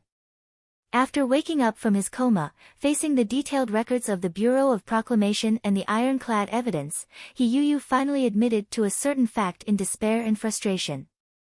Many years ago, the Empire took the risk of using a small spaceship to forcefully cross the space channel and transport a few batches of babies into Bermuda. Then, through the notorious human traffickers of Bermuda, they were sold to the Federation. They were sold to parents who did not have children but longed for them. These innocent and childish babies, who were even sleeping with their eyes closed, passed the examination of the charter and received a legal adoption certificate. An identity chip was implanted behind their necks. Without them knowing, they turned from being from the Empire to citizens of the Federation. And he was one of these babies that I was originally from the Empire. Then, when I cheered for every victory of the Federal Army on the front lines of the West Woods, was I actually celebrating the death of my own people? My life was all fake. An ordinary name, an ordinary job, a stable and happy life. They were all fake. Then, what was real? Yu, who could not accept this fact, became an ice sculpture that could not think. In just 3 days, his face became so thin that his bones could be seen. He knew that the Federation would not allow an Empire spy like him to live. Although before this, he did not know that he was arranged by the Empire to be a spy from the moment he was born. In a situation where he did not know and had no choice, he became a natural spy. He did not do anything bad, but he had to pay the price for a life that he did not know. What a sad and absurd life this was. However, the subsequent development of the matter was completely out of his expectations. If this was a nightmare, Yu would never have thought that after waking up from the nightmare, he would not have sunk into it. Instead, he would have started to have another bizarre dream. Those officers with mysterious identities did not send him to the secret court for trial and then lock him up for life. They also did not execute the military regulations and execute a secret execution. Instead, they directly released him. However, before he was released, the brown-haired officer's gentle but cold warning was like a basin of ice water that woke him up from his helpless state. The sound of footsteps outside the room made Yu jump in fright. Thinking back to his experiences over the past year, only then did he understand that the bizarre dream was still just a nightmare. Just like the disgusting curly brown hair of the officer who pushed open the door and entered. It is extremely difficult to find a place within the Federation that can completely block the light of the charter. The Federation officer walked into the room. After sitting on the chair, he removed the military cap from his head and carefully placed it beside his hand. He then rubbed his head full of curly brown hair and said with a calm voice, "With our abilities, even in this primitive underground cave, we can only block it for a few days. You've wasted a lot of time. I was forced to take the risk to come this time. This makes me feel extremely bad." Yu raised his head and looked at him with a somewhat deranged gaze. His voice was hoarse as he said, "You bunch of lunatics, murderers, so you also know fear. Are you worried that the Bureau of Proclamation will find out that you have met me before? A little, but not a lot. In the end, the glory of the Charter is controlled by humans. Even if the Bureau of Proclamation can find me, without direct evidence, they can't bring up any charges against me. They can't even begin to suspect me. Just like this isolated room 60 meters underground. Apart from the chips behind our necks, there are no other components that can send out electronic information. We pay more attention to the spirit and procedures of the Federation than anyone else. The glory of the Charter has protected the Federation for tens of thousands of years.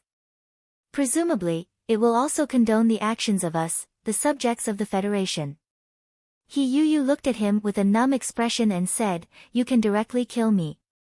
Details determine success or failure," the brown-haired officer said. The brown-haired officer said, "Due to some unexpected circumstances, this investigation is being conducted. This investigation may endanger our cause, so I need your final cooperation to end this investigation. These somewhat heavy stories need the death of you, the last seed of the Empire, to put a full stop to this. I'm not some bullshit seed." Yu shouted angrily at the other party, his facial features somewhat distorted in agitation. "More than a year ago, we've already discussed this issue many times. I don't want to continue this discussion," the brown-haired officer said coldly. There was a long silence in the gloomy room, and then the sound of water dripping clearly rang out. Yu lowered his head in pain and hugged his body as if he was afraid of the cold. In this period of more than a year, he had obtained a lot of secret information from the hands of these mysterious soldiers. Moreover, under their arrangements, he had entered Bermuda and made contact with the people of the Imperial Royal Intelligence Agency. He had done many things that he could never have imagined before. He had originally thought that the federal military had allowed him to live because they wanted to use his identity as a seed of the Empire to pass on false information to the Empire and sow discord. Who could have known that the truth was actually more cruel than he had imagined? "I agreed to pass on information to the Empire because I convinced myself that I shouldn't care about betraying the Empire's interests. I shouldn't care about the lives of those bullshit compatriots because I don't think I'm a person of the Empire at all. When I was still a baby, I was heartlessly abandoned here by them. Why should I fight for them?" Yu raised his head and allowed the tears to flow freely on his pained expression. He roared angrily, "No. In reality, it was only because I wanted to let myself believe that I was still a citizen of the Federation, a soldier of the Federation, and that I was fighting for the interests of the Federation. My family, my friends, my colleagues, the first woman I fell in love with, the history I was most interested in, the stars I liked the most, the scenic spots I liked to visit the most, all of them belonged to the Federation. I am a person from the inside out. I belong to the Federation. My life has been spent here. I have a family, I have a wife, I have children. He Yu said with a sorrowful voice, except for this body, this flesh and blood. But the information I passed on to the Empire had nothing to do with sowing discord at all. Instead, it led to the death of Commander Zhong. He hugged his head with both hands and looked at the brown-haired officer in disbelief and pain as he yelled, "What did you do? What did you want to do? Who is the traitor? Who is the seed of the Empire?" He Yu's eyes wandered as he subconsciously muttered, "I am not, you are. You and those shameless big shots behind you, are the seeds of evil."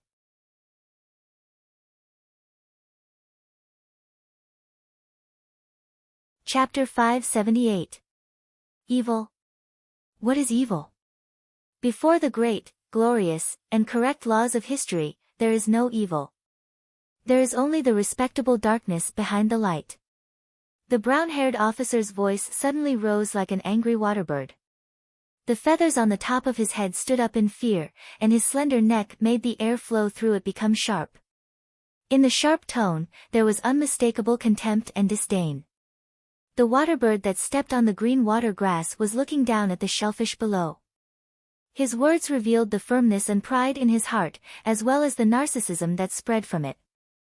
In the dark underground room, there seemed to be a light whose color could not be seen. It enveloped the body of this federal officer whose hands were stained with blood, causing his dark green military uniform to sparkle. Only a strong and powerful Central Federation that has the support of all parties can defeat the Empire and lead us to victory. In order to achieve this goal, many people must be eliminated, including the stubborn warlord Zhong Suahu who destroyed the unity of the Federation. Perhaps it was because of He Yu's questioning before his death that made the brown-haired officer feel the anger of his ideals being misunderstood. With a gloomy voice, he said the first part of the sentence with disdain and a hint of excitement. He Yu's face was pale, and his eyes were cloudy and lifeless. He stared at the brown-haired officer who was waving his arms excitedly in the shadows before him. Suddenly, he laughed somewhat nervously and murmured in a low voice, "Is defeating the Empire really that important? This is a matter of life and death, a question that is higher than life and death."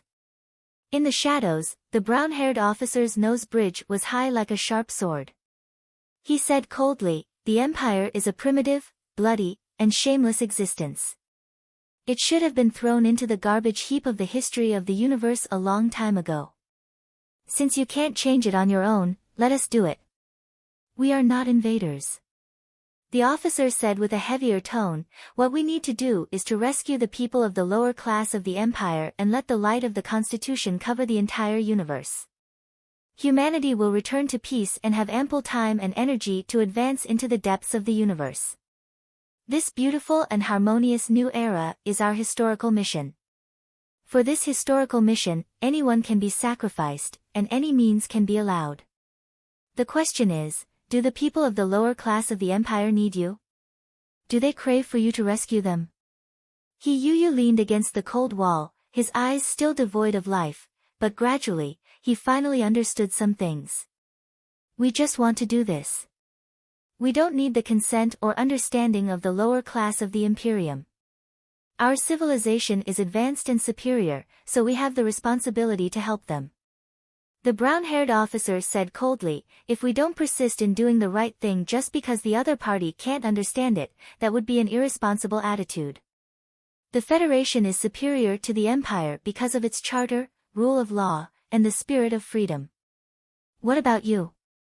You assassinated the commander of the Federation, sold information to the Empire, and threatened me with the lives of my wife and daughter. My daughter is only 4 years old this year." He Yuyu's eyes widened as he angrily reprimanded, in order to win, in order to eliminate those people who are above the law, who are not on the same path as you did not hesitate to destroy this spirit and put yourself above the law. What's the difference between you and the people you hate? What right do you have to talk about the injustice of saving the empire? These fanatical Federation officers reminded him and woke him up. It turned out that being a citizen of the empire was not a natural sin. There were sins that were born for various reasons everywhere in this universe. There was a deathly silence in the gloomy underground room. After a long time, the brown-haired officer in the shadows said with a slightly hoarse voice, "So, in the future, we will also be swept into the trash heap of history," but, then he raised his head and said proudly and coldly, "But no matter who writes history in the future, they cannot deny that our actions have pushed this history forward and made our own contributions. We do not fight for days and nights, but only for 10,000 years." In He Yuyu's eyes, the pride of the brown-haired Federation officer from the bottom of his heart and his expression of martyrdom were just ridiculous fanaticism and excitement. Crazy, everyone has gone crazy. The world laughs at me for being too crazy, and I laugh at the world for not being able to see through it. Actually, when will I be able to truly see through it? The brown-haired Federation officer lowered his head for an instant and then raised his head again. Still calm and graceful, there was pride in his confidence. He looked at He Yuyu and said with a smile, "When we sent you to Bermuda, you could have tried to escape to the Empire, but you did not." He Yuyu's body stiffened slightly. Thinking of the meeting with the Commissioner of the Imperial Royal Intelligence Agency and his mental struggle at that time, he could not help but clench his fists and sink into the painful memories. "But you did not escape because you could not bear to leave your wife and daughter behind. You were worried about what would happen to them after you escaped." The brown-haired officer smiled and praised, "In this aspect, I admire you very much. For a citizen of the Empire to have the courage to give up the chance to survive for the sake of his family in the Federation." He Yuyu did not say anything. He lowered his head in silence, thinking of his wife and daughter. He was depressed and sad. He did not know if they would live well after his death. He did not know if they would be able to learn of his death. He did not know if Roos would be able to open that little shop next year. He did not know if his daughter would be able to carry slippers for other men when she grew up. He did not know what would happen to everything he cared about and loved after his death. He did not know at all. "It is very difficult for me to trust people as shameless as you, but other than trusting your promise, there is no other way." He Yuyu lowered his head and said, "Speak, what do you want me to do in the end? Don't forget, you promised me to let them live." "It's very simple, end this matter." The brown-haired officer handed over a simple recording pen and a simple black pistol. He Yuyu took the recording pen, but he did not pick up the pistol. He stared in a daze at the black metal pistol on the table. His gaze rose again and fell on the faintly discernible brown hair and straight nose of the officer across from him in the shadows. A few minutes later, there was the sound of a gunshot. The forest on the ground was already dusk. When Shimin Jin crawled out from the pile of old leaves, what entered his eyes was a red that covered the sky and covered the earth. It was just like the flower of blood that had just burst out from He Yuyu's forehead. After a slight pause, he leaned against a large tree. He took off his brown wig and lit a cigarette. Looking at the setting sun in the distance and the military prison building in the evening light, he was silent for a long time and sighed slightly. In the end, He Yuyu did not pick up the gun and shoot at him. That guy should be a good person. Fortunately, he did not have a family. Otherwise, if it was up to him to choose, between the despair and hatred before death and the safety of his wife and daughter, he really would not know which to choose. Shimin Jin took a deep drag of the cigarette and thought in the light green smoke. He sat down and leaned against the large tree. He opened the workbench in his hand and quickly operated with his fingers. He turned the relevant information on the computer and the document with He Yuyu's electronic signature into fragments of information and sent them out into space. From the beginning, they had never thought of killing He Yu. He Yu was a seed of the empire in their hands. Furthermore, through Zhong Shouhu's death, he would win the boundless trust of the empire. For the Federation, this meant an unimaginable amount of benefits. However, they never thought that there would be someone in this world who could surpass the authority of the Bureau of Proclamation and know that they had hidden the seed of the empire. Furthermore, this matter was exposed. Shimin Jin's brows were deeply furrowed. He pondered bitterly in the twilight and green smoke. According to the information from the Bureau of Proclamation, Sulu had the first sequence authority. The question was, how could he have such a high sequence authority? A burst of rapid footsteps and thunderous roars interrupted his thoughts. Don't move. Put your hands up. Don't move. More than 20 fully armed and murderous Federation soldiers appeared at the edge of the forest as if they had descended from the sky. They held all kinds of weapons in their hands and surrounded Shimin Jin in the middle. These clearly well-trained elite soldiers completely controlled the situation as soon as they appeared. However, for some reason, they were still roaring with stern expressions. They seemed to be very nervous. On the contrary, Shimin Jin, who was surrounded, still had a calm expression. He still held the half-burned cigarette between his fingers. The calmness was just a facade. It was because he was very familiar with this group of soldiers that he could forcefully suppress the shock in his heart and pretend to be indifferent. The Iron 7th Division's Special Guards Battalion, Shimin Jin's most direct subordinates in the past, actually pointed their guns at him today. Don't move. The commander of the Iron 7th Division's Special Guards Battalion held the Pan Ningwei submachine gun and aimed it between Shimin Jin's eyebrows. He roared in a hoarse voice, "Battalion commander, don't move, or I'll have to shoot you." The cigarette slipped from between his fingers. Shimin Jin lowered his head and stepped on it with his military boots. He didn't keep absolutely still according to the request of these soldiers. Instead, he raised his head and stared into the eyes of the commander. He took a step forward and asked in a deep voice, "Do you know what you are doing?" The commander of the Iron 7th Division took a step forward and pointed the cold muzzle between his eyebrows. He said in a hoarse voice, "Battalion commander, I don't know what we are doing, but if you move one more step, I'll really have to shoot. This is the order of the division commander." The other departments in the joint investigation team of the attack on the ancient bell didn't know what was happening in the forest more than 10 kilometers away from the military prison. The officers and soldiers of the Iron 7th Division who participated in the investigation sent their arrested targets back to S1 through a military warship as fast as possible and in the most secretive way.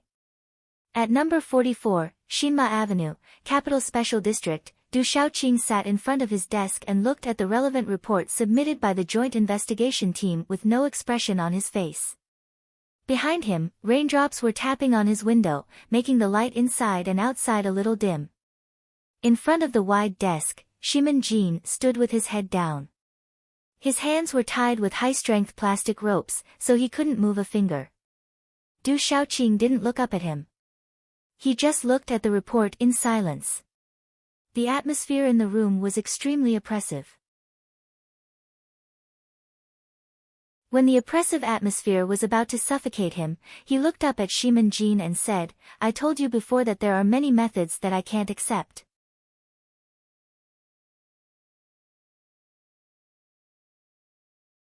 Chapter 579. There was an obvious and insurmountable line between light and darkness. The ash between black and white could not be used as an excuse to absolve oneself of guilt. Even if the ash was so faint that it was almost invisible, it would still be black of varying degrees. How could it be white? The talented, cold, proud, and cool Du Shaoqing had always thought so. However, many years after he graduated from No. 1 Academy, he had been in conflict, struggling, and silent in the military system. He had changed a lot. He understood that no matter how beautiful a landscape painting was, it still needed the dirty natural pigments dug out from the dark mines to be painted. For the bright future of the Federation, or rather, for mankind, he was willing to sacrifice a part of his moral principles. Especially when a hidden and exciting trend of thought appeared in the Federation, and a trustworthy and excellent politician stood at the forefront of the trend, he was more and more sure that this sacrifice would be well rewarded. Therefore, he put all his energy and effort into the construction of the army, giving up worldly happiness such as family. Under the strong suppression of Zhong Shouhu in the West Woods, he still brought out the Iron 7th Division, an Iron Army, and branded the entire 2nd Military Region with his deep personal brand. The target of the Iron Blood Army was of course the people of the Empire, but for the future of the Federation, Du Shaoqing did not mind using this army to protect that big shot. In fact, in the past few years, his Iron 7th Division had been cooperating with the relevant departments of the government to carry out some secret plans. His most loyal subordinate, Shimin Jin, was an important contact person for the Iron 7th Division to cooperate with the relevant plans. But what was the bottom line of sacrifice? How many flowers of evil would have to be burned to let the world regain the light of holiness? How many innocent people would have to die? But, not including this. Du Shaoqing looked at Shimin Jin in front of the table expressionlessly and said in an exceptionally calm tone, "The assassination of Zhong Huiyan at Mola Manor, you said it was the work of the Special Task Force, so I did not continue to ask. In fact, you and I both know that Chen Yinchuan secretly entered the Lin family after graduating from No. 1 Academy to carry out a secret government mission to infiltrate the 7 great families. Without my order or yours, he would not have taken the risk of exposing his identity to launch this operation." And this time, Du Shaoqing stood up after a moment of silence and said, "He shouldn't have died like this. This operation has been approved by the higher-ups." Shimin Jin lowered her head slightly and explained in a slightly hoarse voice, "Mr. Councilman, I am not willing to let you participate in these dirty matters, so I hid the specific plan from you. The last confirmed time was when you left room 5460 last time." Du Shaoqing raised his eyebrows slightly and said coldly, "Are you still my soldier?" "I will always be the commander's soldier." Shimin Jin suddenly raised her head, then standing straight, she replied loudly, "But I am even more unwilling to let teacher deal with this kind of difficult problem." "Difficult problem?" Du Shaoqing suddenly smiled. His smile was full of indescribable bitterness. "This is not a problem. His death is like a slap to my face. It will hurt until the day I die." The final decision was made the day before Tiger returned to the West Woods. Shimin Jin's voice was hoarse as she explained, "This warlord will not give up his privileges as a noble family and join our camp. Also, in order to protect the interests of the Zhong family, the West Woods will not completely become a part of the Federation. In order to defeat the vicious enemy of the Empire, we must get rid of him. This is not a personal grudge." He gritted his teeth and looked at his teacher who was deep in thought. His tone was urgent as he said, "This is for the Federation." Du Shaoqing's usually emotionless eyes suddenly flashed with a trace of nostalgia. His thin lips opened slightly and he said slowly, "For the Federation, this is a very familiar phrase. Back then, in No. 1 Academy, he liked to say this. At the time, I thought it was ridiculous. You will be a local tyrant in the West Woods. What right do you have to tarnish such a hot-blooded phrase? Now, he has really died for the Federation. You are in charge of this investigation, so no one will know the truth of the matter." Shimin Jin noticed that his teacher's mood was a bit strange at this time. His expression was gloomy as he said, "I am not fighting for anything for myself. It is just that if I am found, many people will suspect you." For all the officers and soldiers of the Iron 7th Division, their object of loyalty was the Federation. To be more specific, direct, and firm, it was their teacher Du Shaoqing.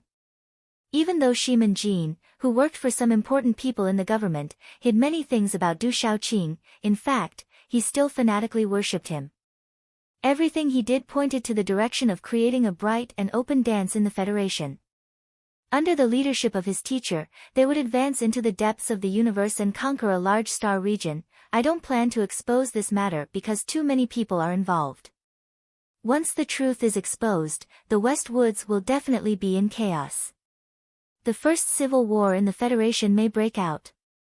When that time comes, how can the chaotic Federation defeat the Empire? Du Shaoqing said coldly, I am not a perfect person with perfect morals. Whether it is the senator or you all want to put on a pair of white gloves for me, but the hands are already black and can never be clean again.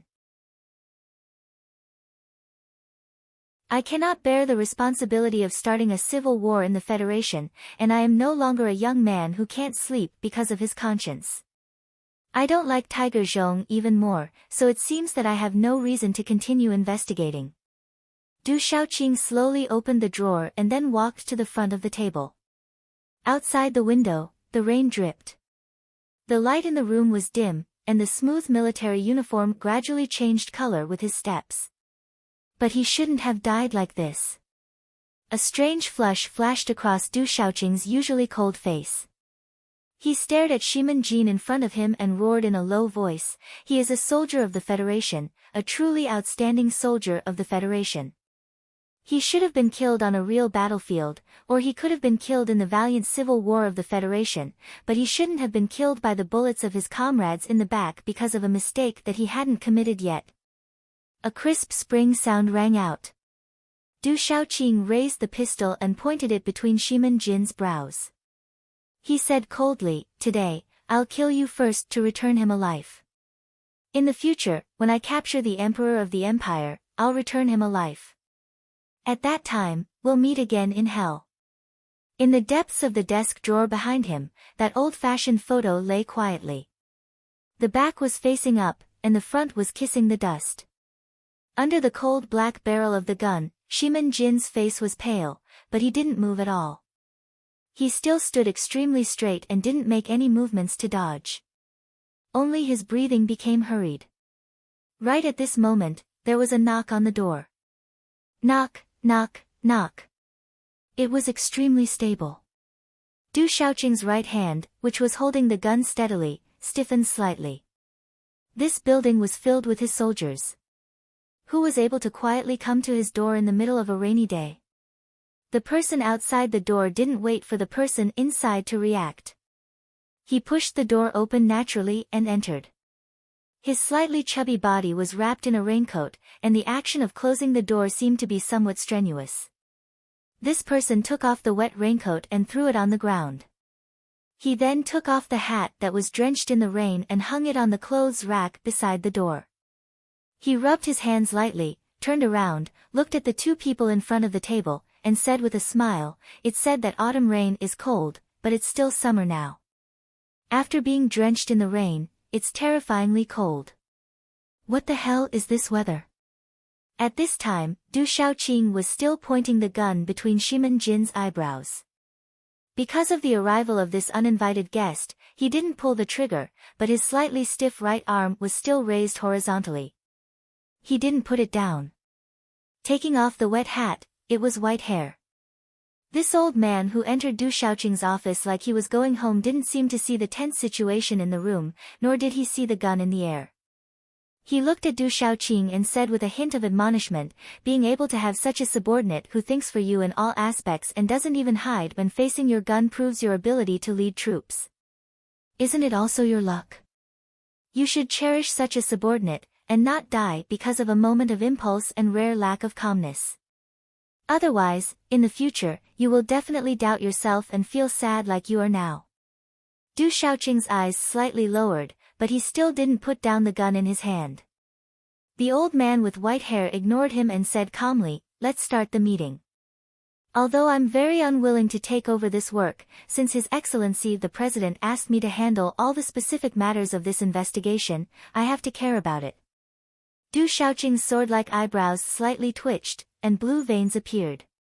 He finally put down the gun in his hand and said in a heavy tone, yes, Mr. Vice President.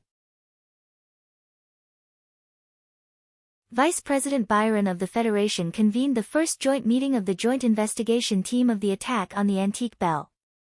Because it was called at the last minute, the director of the Investigation Department of the Federation and the officers of the other two departments couldn't attend in time. They just received a briefing after the meeting. very few people attended this joint meeting. Few people could imagine that the first meeting of the joint investigation team actually became a gathering of the culprits of this conspiracy. This was an absurd and extremely cold fact. The association hasn't had a gathering for many years. Vice President Byron, who was sitting in the middle of the bench, said, "But I don't enjoy this kind of gathering, because I feel uneasy when I think that the Bureau of Proclamation may know every word we say." In the dim room, a voice sounded, "Although Cui Zhedong had issued a warning in advance, we still didn't expect Su Li's unexpected situation to happen. I'm really shocked that this person's sequence authority is actually higher than Cui Zhedong's, and he can even make the charter computer restart the investigation." Vice President Byron leaned forward slightly, and light and shadow interlaced on his old face. He said in a heavy voice, "Even if Su Lu has the first sequence authority, according to the privacy protection regulations of citizens, he can't have access to certain content. How on earth did he bypass the regulations?" Cui Zhedong tried to find the reason before he was replaced, but he didn't find anything. Also, according to the information from the interrogation room, he was preparing to commit suicide. There was silence in the dim room. The person who was about to become the director of the Bureau of Proclamation of the Federation, and in a sense, the most powerful man, didn't hesitate to commit suicide when facing the interrogation. This shocked everyone present. I strongly disagree with this. His position in the Bureau of Proclamation is very important to our plan. Although I admire his courage, this is not the best way to solve the problem.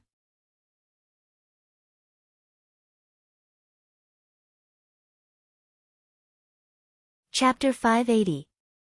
The gloomy room was incomparably quiet.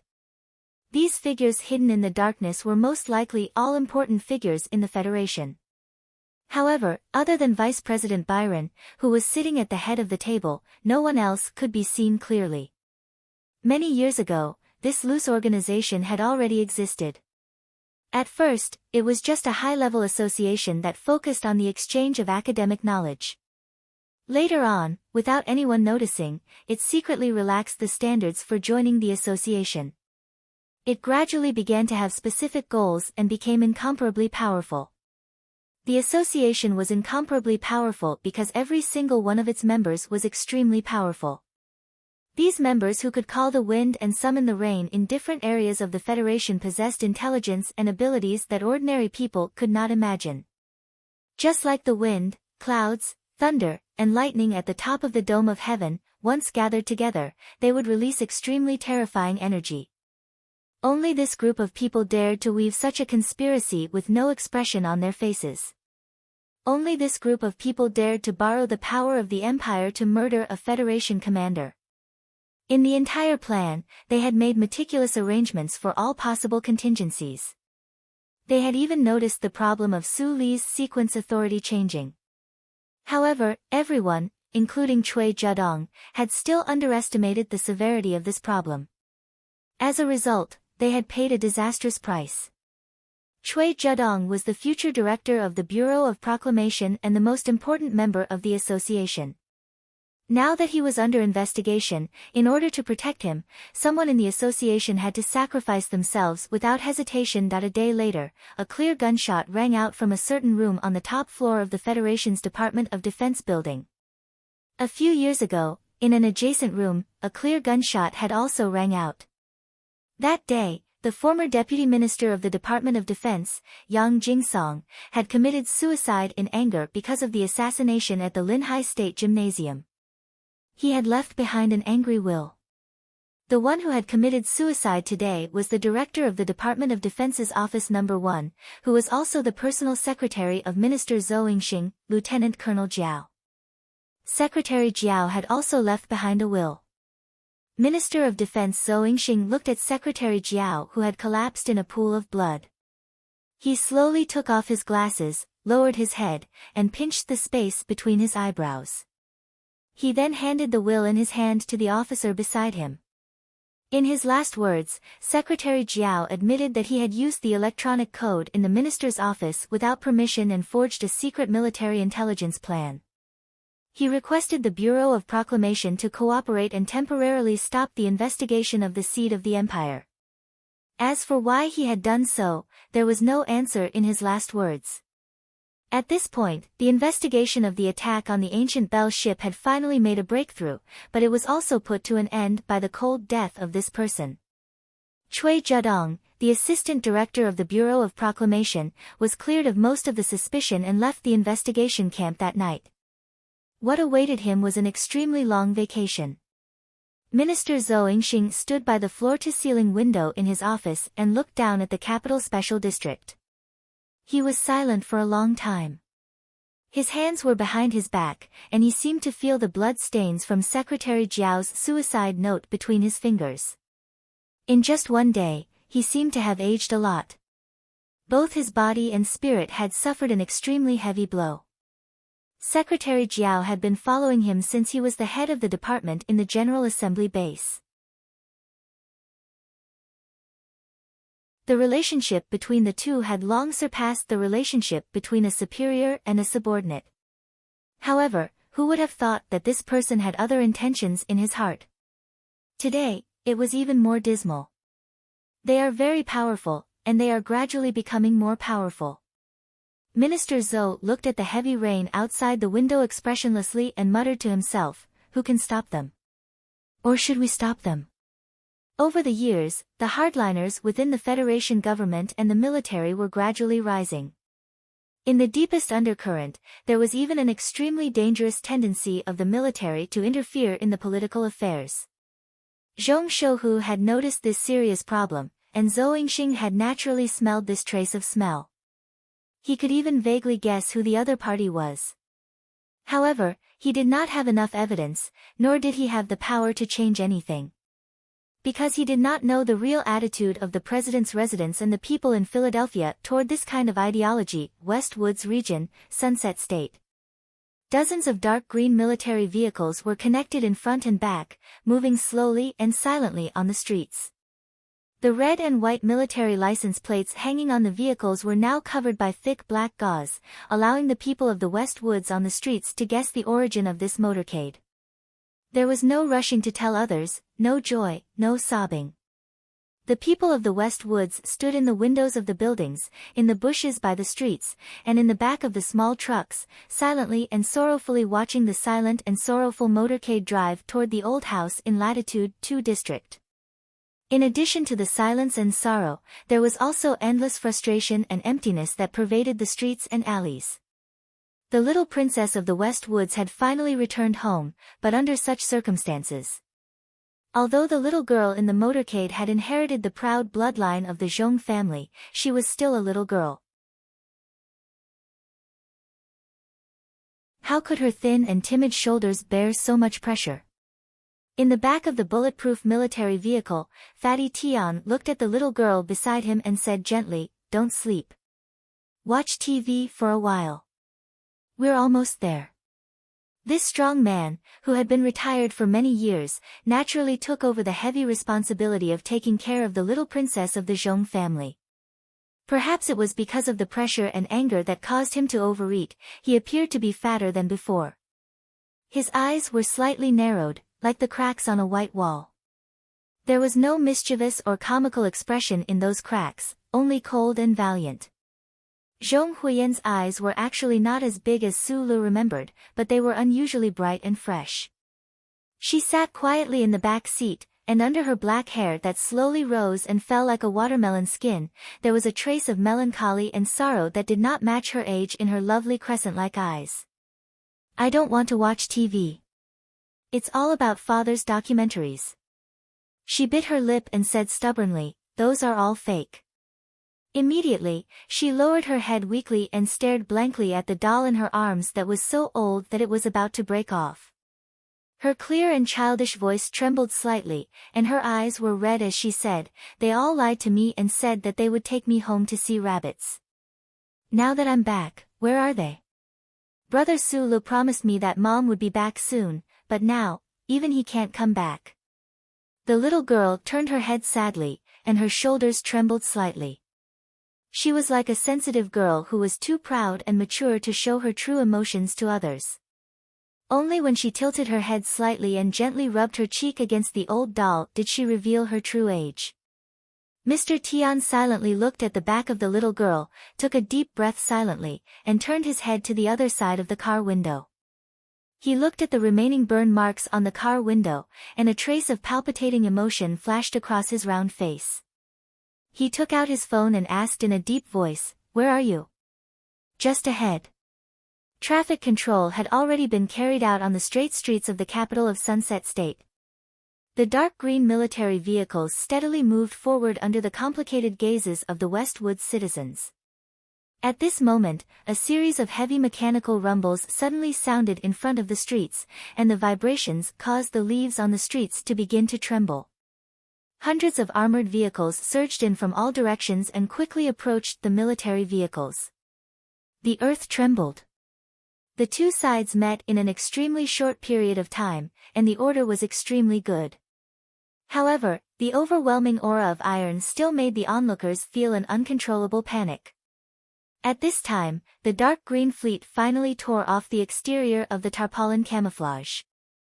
The heavy firepower weapons in the rear compartments of dozens of military vehicles were clearly visible, displaying their power without any concealment. The thick, cold, black metal pipes were vigilantly aimed at the sky, the ground, and every corner of the streets. The heavily guarded fleet moved forward 3 kilometers, and another 70 or so black MX mechas of the latest model joined the fleet with a roar. Forward, forward, forward. The silent and valiant army escorted the little girl in the center of the fleet as they moved forward toward the old mansion in Wei 2 District. At the same time, the 2 reorganized machinists stationed in the southwest military camp of the capital of Sunset State had already left their station. They silently, brazenly, and murderously entered the city. Tens of thousands of fully armed soldiers, thousands of various war vehicles, and hundreds of heavy alloy mechas became an irresistible iron stream, paralyzing the entire city's traffic and daily operations. Immediately after, the reorganized machinist master announced on behalf of a certain party that from that day onward, the capital of Sunset State, within a radius of 80 kilometers around the old mansion in Wei 2 District, would become a military control zone. No entry without permission. The phone calls from the Westwoods office of the Department of Defense and the Westwoods Military Staff Department kept ringing, but the 2 machinists did not respond at all. Finally, these calls directly reached the dark green fleet that was slowly returning home. On the phone, the angry general sternly questioned Stick Tian what he was going to do. "You know why?" Stick Tian glanced at the little girl beside him, the fat on his lower jaw trembling slightly, and said, "This is for the safety of the little girl. If you don't dare to come and disarm, then pretend you didn't see this scene. I know, His Excellency the President will be here soon. I left half the city for you to prepare for the ceremony. Is there any other problem?" There was silence on the other end of the phone. No matter how angry the general was, after hearing this incomparably valiant announcement, he still could only remain silent. Because the one who said this was Fatty Tian. Even though this Fatty Tian had long retired from the army, even though he was only a colonel when he retired, he could still command the military strength of 3 divisions with just one phone call. No one in the Westwoods dared to doubt this. After Stick Tian hung up the phone, he shook his head. He was not used to being arrogant, and letting 3 machinists ignore the military order of the Federation and enter the city in large numbers had long exceeded the meaning of arrogance on the surface. But he had to do this. Only in this way could those who had bad intentions be more honest. The commander was dead, so the little girl could return to the Westwoods. This was very sad and very infuriating. But what was even more sad and infuriating was that on the way home, in the space station at the border of the region, they actually encountered an accident that was definitely not an accident. If the Special Task Force staff sent by the president had not gotten the relevant information, things might have been a little troublesome. He glanced at Zhong Huiyan, somewhat clumsily picked up the school bag beside her, and said, "Do you still have to do homework today?" Zhong Huiyan turned her head, and there was no expression on her young face. She nodded and said, Yes, I have to study harder in the future, because I have to take care of myself.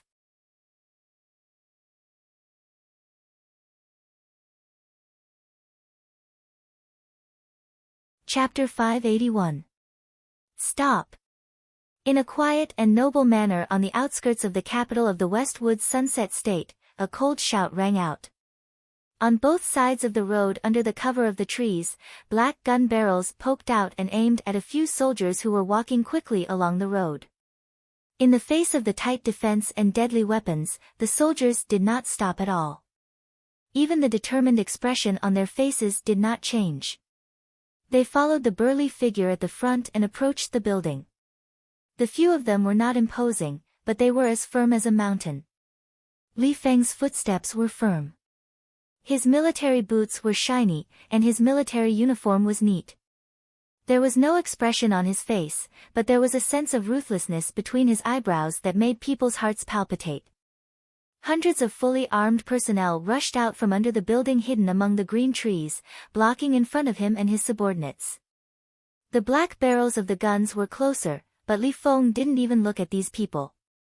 He waved his right hand and forcefully pushed away the barrels of the guns. He walked in with loud strides. Inside the building, the Zhong family was holding an extremely important meeting. The elders of the family and the people with real power needed to determine the distribution of power after the unexpected death of the head of the family as soon as possible. They needed to stabilize the internal situation and seek for the longevity of the family. However, Li Feng, an outsider, barged into the meeting without reason. Under the disbelieving gazes of the well-dressed people, he walked directly to the deepest part of the room. An old man of the Zhong family who was presiding over the meeting slowly stood up and frowned. He was about to say something, but his old and cloudy eyes suddenly shrank. Li Feng walked in front of the hesitant Zhong Ziki with an expressionless face. He took out the old-style gun at his waist. Without the slightest hesitation or a word, he directly pulled the trigger at Zhong Ziki's thigh.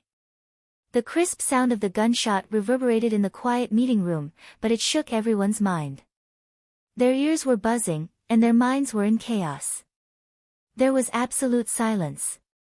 There seemed to be no sound of tables and chairs overturning, no sound of Zhong Ziki screaming and falling to the ground, no sound of blood spurting out from his thigh. There was only the sound of a gunshot. This simple and straightforward gunshot shattered everyone's ability to think. The entire Federation referred to this young lieutenant colonel as Mad Manly, because he was insufferably arrogant and crazy in battle, but no one thought that he was a true madman, until now. He walked in with his chest puffed out and pulled out his pistol expressionlessly. As if he was waving his hand to swat away a fly, he pulled the trigger without hesitation and shot the second young master, who was most likely to become the head of the Westwoods Zhong family, to the ground. The silence was broken by cries of surprise, curses, and shouts. The security personnel of the Zhong family in the Westwoods rushed over, roaring with heavy weapons in their hands, but no one dared to shoot, and no one dared to stand in front of Zhong Ziki. This was because Li Feng was still holding a gun in his broad right hand. His light yellow calluses were firmly in contact with the patterned gun handle.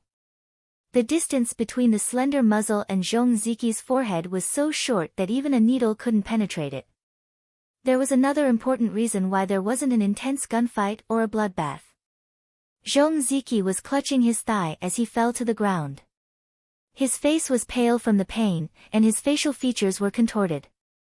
His eyes were filled with horror, but he still didn't forget to shout loudly, "Don't shoot."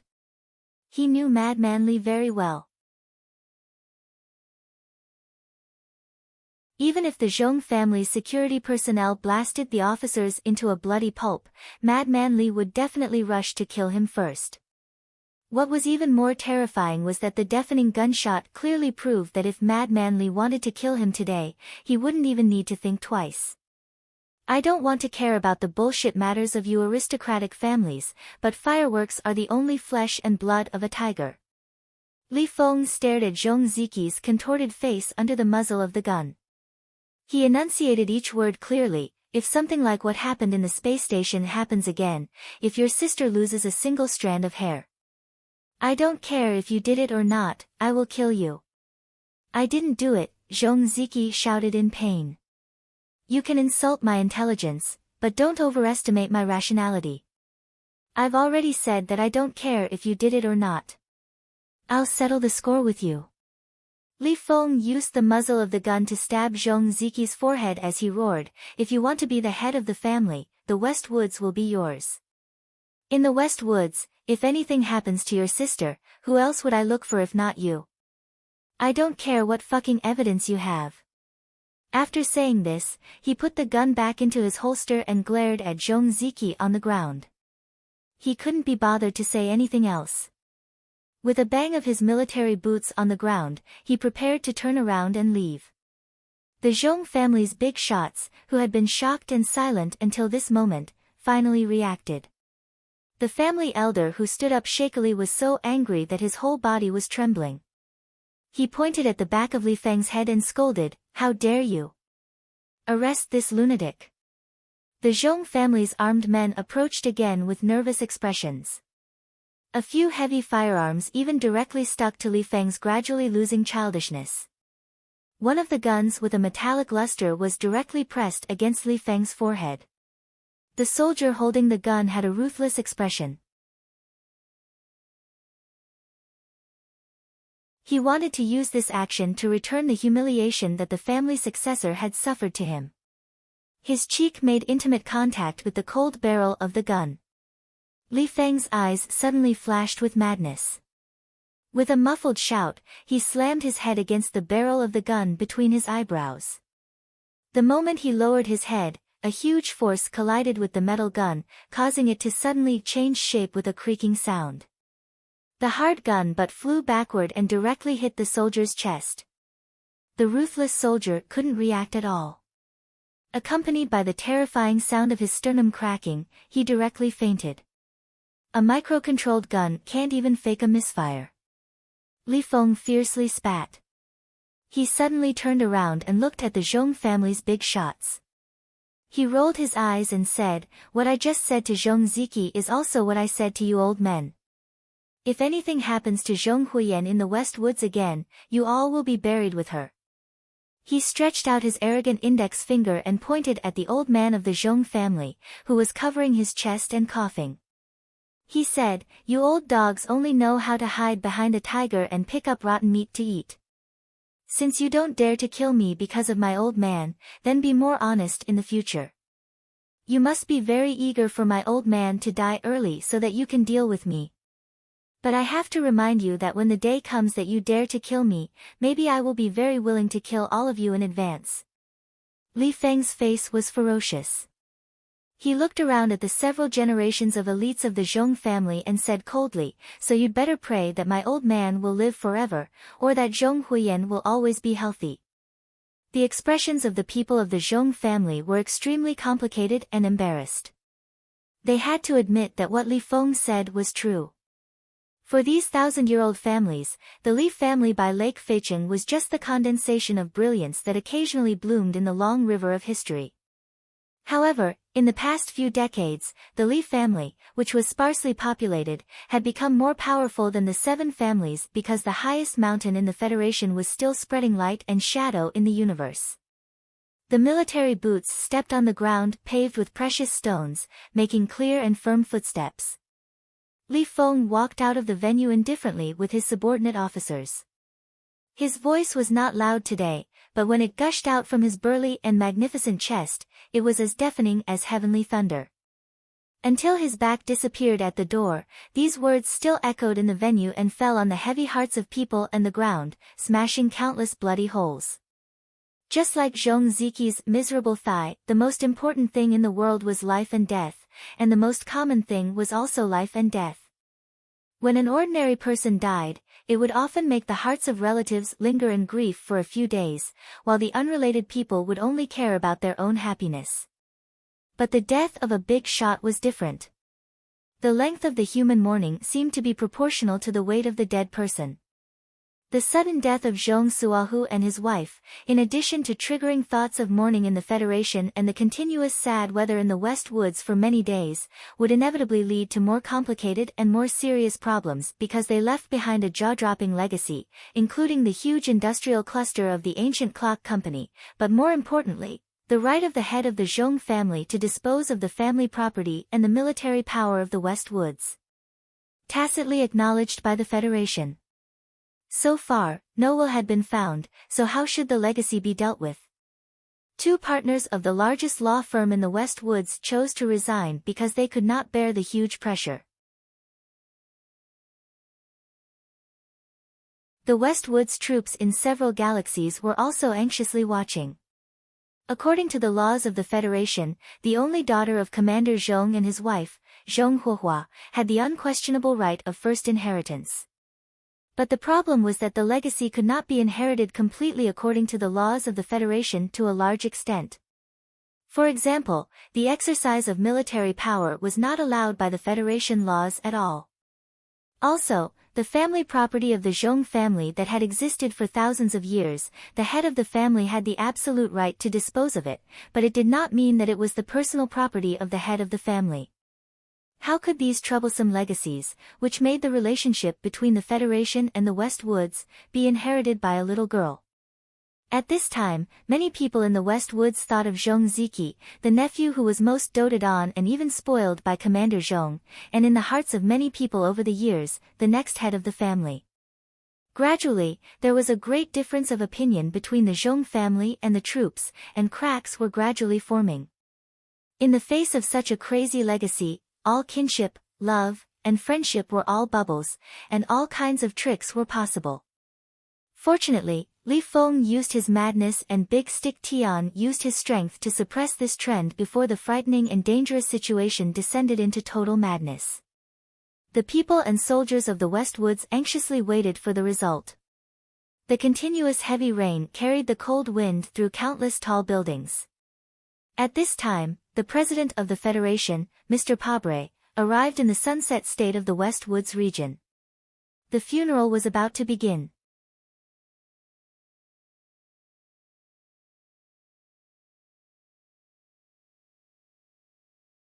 Chapter 582. The melodious military music gradually stopped, and the crisp sound of gunshots echoed in the air, shuttling through the dense raindrops, startling the birds that were grooming their wet feathers around the square. It seemed that the weather during a funeral was always bad, and the cold rain was like God crying. In the cold rain, President Pabre's speech in front of the battlefield cemetery was probably the only warm color. His speech touched many people, comforted many people, and made many people cry. After the West Woods Tiger's funeral ended, the president did not rest. He immediately met with the real power figures of the Zhong family and had lunch with them. In the middle of the night, he summoned Big Stick Tian and a couple of young officers from Silan's military. The meeting lasted an entire 3 hours. The next day, 2 of the 3 divisions of mechanics that forced their way into the capital of Sunset State and announced that they were under military control retreated back to the military camp. The old house in Latitude 2 district finally opened its door again. The people who had received some kind of promise from the president chose to compromise and peace. After President Pabre's tireless mediation, the situation in the West Woods that was about to explode finally eased. To ensure the stability of the West Woods, the Zhong family, whose people were unstable, had to be appeased. Some interests could be sacrificed, and some limits could be compromised. After all, those interests that were compromised never really belonged to the Federation government. The Federation would never give a clear suggestion on who would inherit the Zhong family's huge family business. They only showed a slight inclination in the dark. For a long time in the future, the fight for the Zhong family's property would become more complicated. It would definitely be brought to court, and it would be a grand and long-lasting battle. There would be an uproar, and there would be a lot of ugliness. However, as long as the military was not used and the matter was resolved in a relatively peaceful way, it would not affect the Federation's rare goods situation, and it would not affect the galactic war that was about to start, then it would be fine. Compared to the ownership of the Guzhong Company and those industrial clusters, the real problem was the selection of the commander of the Westwoods military region. The Zhong family had controlled the military power in the West Woods for thousands of years, and this was their biggest reliance and bottom line. Although the Zhong family, which was gradually splitting up, needed the support of the Federation government, they would not give up this bottom line. Perhaps he could seize this opportunity to change some things. The people of the West Woods would never agree to let Du Shaoqing serve in the West Woods military headquarters, so who should they send? President Pabre stood silently by the window, looking at the blue sky, silver sand under his feet and the drizzling rain, thinking about his trip to the West Woods. The top floor of the Golden Star Hotel was silent, and the world outside was equally silent except for the sound of the rain. This planet far away from the capital ring finally had a moment of respite after that tragedy, but the most powerful man in the Federation still could not find a moment to relax. No matter what the situation is, a politician should remain absolutely calm. Only then can they ensure that they are not defeated by weakness and that their decisions are correct so that they can seek happiness and benefits for the majority of the people. I don't know if it's because of Commander Zhong's funeral. President Pabre said in a deep voice as he looked at the rain outside the glass curtain wall and the faint reflection of the shadows. A hand gently patted his left shoulder, and the president's wife comforted him. Sometimes there is no other way to make some compromises. President Pabre knew that his wife must have misunderstood that he was frustrated because he decided to support the other side of the Zhong family. He could not help but smile bitterly, gently patted the warm hand on his shoulder, and whispered to himself in a low voice, "Sometimes the sacrifices we are forced to make may be far more serious than compromises." The president's wife looked at his back worriedly and found that her husband seemed to be in a bad mood, so she quickly changed the topic and said quickly, "My daughter called again yesterday. She is very concerned about Lieutenant Colonel Su Li's situation." "How should I answer?" President Pabre thought of his daughter who was still troubled by depression, and thought of the young man whose fate was unknown. A trace of sadness flashed across his tanned face, and he said in a sincere tone, "I can only pray for that guy's good luck." It was also raining in the capital special district of S1. Teacher Du Shaoqing watched the live broadcast of the funeral with a somewhat complicated expression. After a long time of silence in the dark room, he walked to the bookshelf, took down the violin case, and began to play the violin. The refreshing violin melody became somewhat different in the hands that were no longer stable and were slightly trembling. The notes that were flowing, struggling, and colliding in the space gathered together and then separated resolutely, revealing a faint sadness, deep panic, and speechless confusion. The emotions were extremely complicated. The melody stopped without warning. Du Shaoqing stared blankly at the green leaves outside the window that were being tormented by the heavy rain. His usual straight posture seemed to be somewhat stooped. His military posture, which had never had anything wrong with it, seemed to be somewhat gloomy. He suddenly roared and smashed the expensive violin hard on the window lattice, smashing the glass into pieces and splashing everywhere like rain. That night, Du Shaoqing hastily wrote a report of the preliminary investigation results, and at the same time attached his resignation letter to the office of the president's residence, suggesting that the Parliament Hill continue to investigate the attack of the ancient bell. In the early morning of the next day, he returned to S3 with several orderlies to prepare for the war with the Empire. As long as the situation in the West Woods was stabilized, the federal forces would launch a large-scale attack on the Empire. After the Empire shamelessly attacked the ancient bell, no force or faction in the Federation dared to stop the determination of the president and the military. Otherwise, the anger of the people would directly burn them to ashes. Before boarding the warship, Du Shaoqing suddenly turned around, took off his sunglasses, and revealed his cold and proud face. He looked at the capital special district in the morning rain with a complicated expression and suddenly asked, "Is there any news from Su Li?" Reporting to the commander, "There is no news." Du Shaoqing put on his sunglasses again and remained silent. From the time he put on this pair of sunglasses, he was no longer so obsessed with the starry sky above his head and some things deep in his heart. Once he started to compromise, he might be forced to continue to compromise.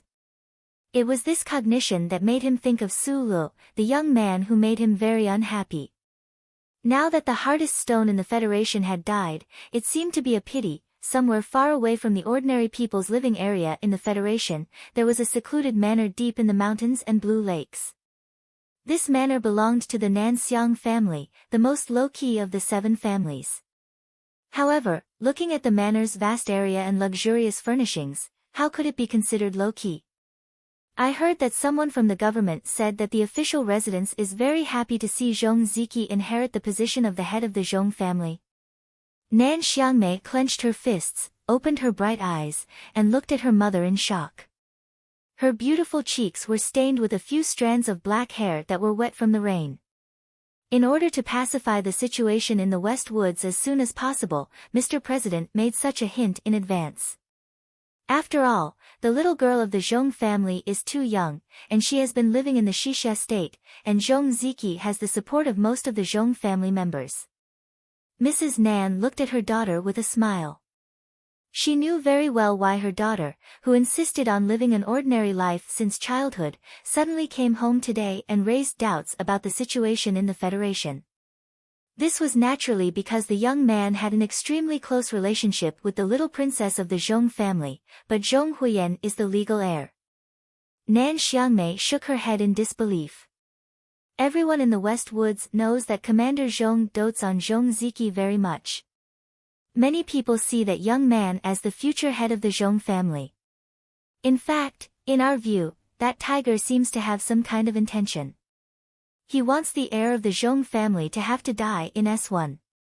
In this case, the government's choice of Zhong Ziki may be in line with the tiger's last wish. I don't believe it. Nan Xiangmei shook her head firmly. The government is not a kind person, and I know that the Tai family, the Li family, and even our family have sent people to the West Woods. Everyone's reaction is very strange. After a moment of silence, Mrs. Nan calmly replied, "You're right. Zhong Ziki can't become an excellent family head in a short period of time. The Zhong family has no leader, and now there are signs of division.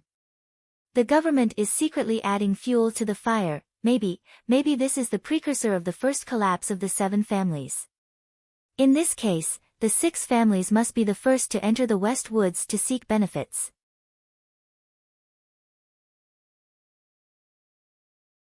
If the Zhong family is destroyed, what good will it do to the other families?" Nan Xiangmei asked sadly, "The relationship between lips and teeth, don't the elders of the family know better than I do? The Zhong family has always been on the edge of the 7 family system. They have no marriage alliance with us, and there are no deep interests entanglement. More importantly, if the Zhong family is really going to decline, we can't just sit back and watch the government absorb the energy released when the Zhong family scatters like a black hole." Nan Xiangmei frowned, looked at her mother and said sadly, "I heard that you and Mrs. Zhong were very good friends. Can't you do something for her daughter? You don't understand, everything is for the sake of interests, for survival." Mrs. Nan slightly closed her eyes, and after a long silence, she continued, "For a giant family like the 7 families, even if they decline and collapse, it will not be a matter of a short period of time. This long process may last for a whole constitutional era. It is also possible that the Zhong family will suddenly rise halfway, just like the history of the East Woods when they were almost destroyed. But in the face of this unprecedented situation, everyone must plunge into it to seize benefits and strengthen themselves, otherwise, it may be our turn to decline next." Nan Xiangmei didn't express any more opinions on this issue, and just looked at her mother with some disappointment and sadness. She looked up and worriedly looked at her daughter, who had obviously lost a lot of weight. She knew where her disappointment and sadness came from. This was because of the love, this was because she was looking for the last bit of hope. However, Mrs. Nan didn't say anything in the end. Nan Xiangmei returned to her own small courtyard behind the lake. She sat quietly and sadly by the window, looking at the countless small circles created by the rain hitting the lake. She thought of the similar circles she saw on the pond in the forest garden that day. These days, it seemed that the entire Federation, and the land of countless planets, was raining, and the patter made people feel depressed and gloomy. Nan Xiangmei glanced at the phone in her hand and dialed a string of numbers with trembling fingertips. After getting this phone number from Li Xiaotong, she hadn't dialed it even once. Today was the first time, but there was no sound from the other end of the phone. Crystal tears fell from the front of her eyelashes, and more, forming a bead curtain and dripping to the ground. She reached out to wipe them, but more tears poured out from her fingers.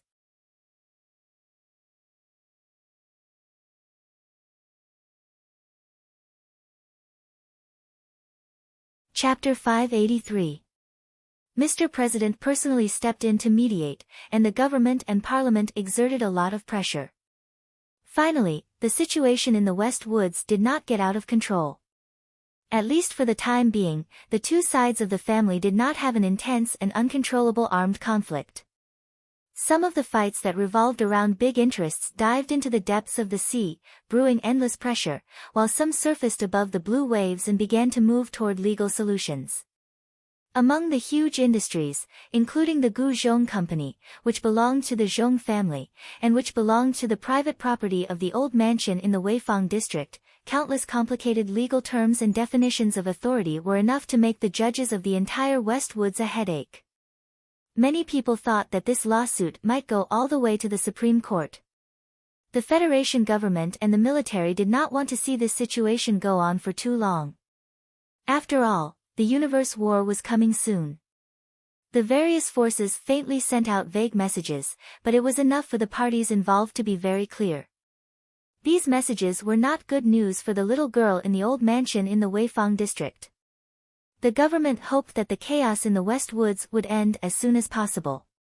The military hoped that after the civil issues were resolved, they could immediately deal with the jurisdiction of the troops in the West Woods. The 6 families hidden in the shadows watched indifferently and waited for the aftermath of the Zhong family split.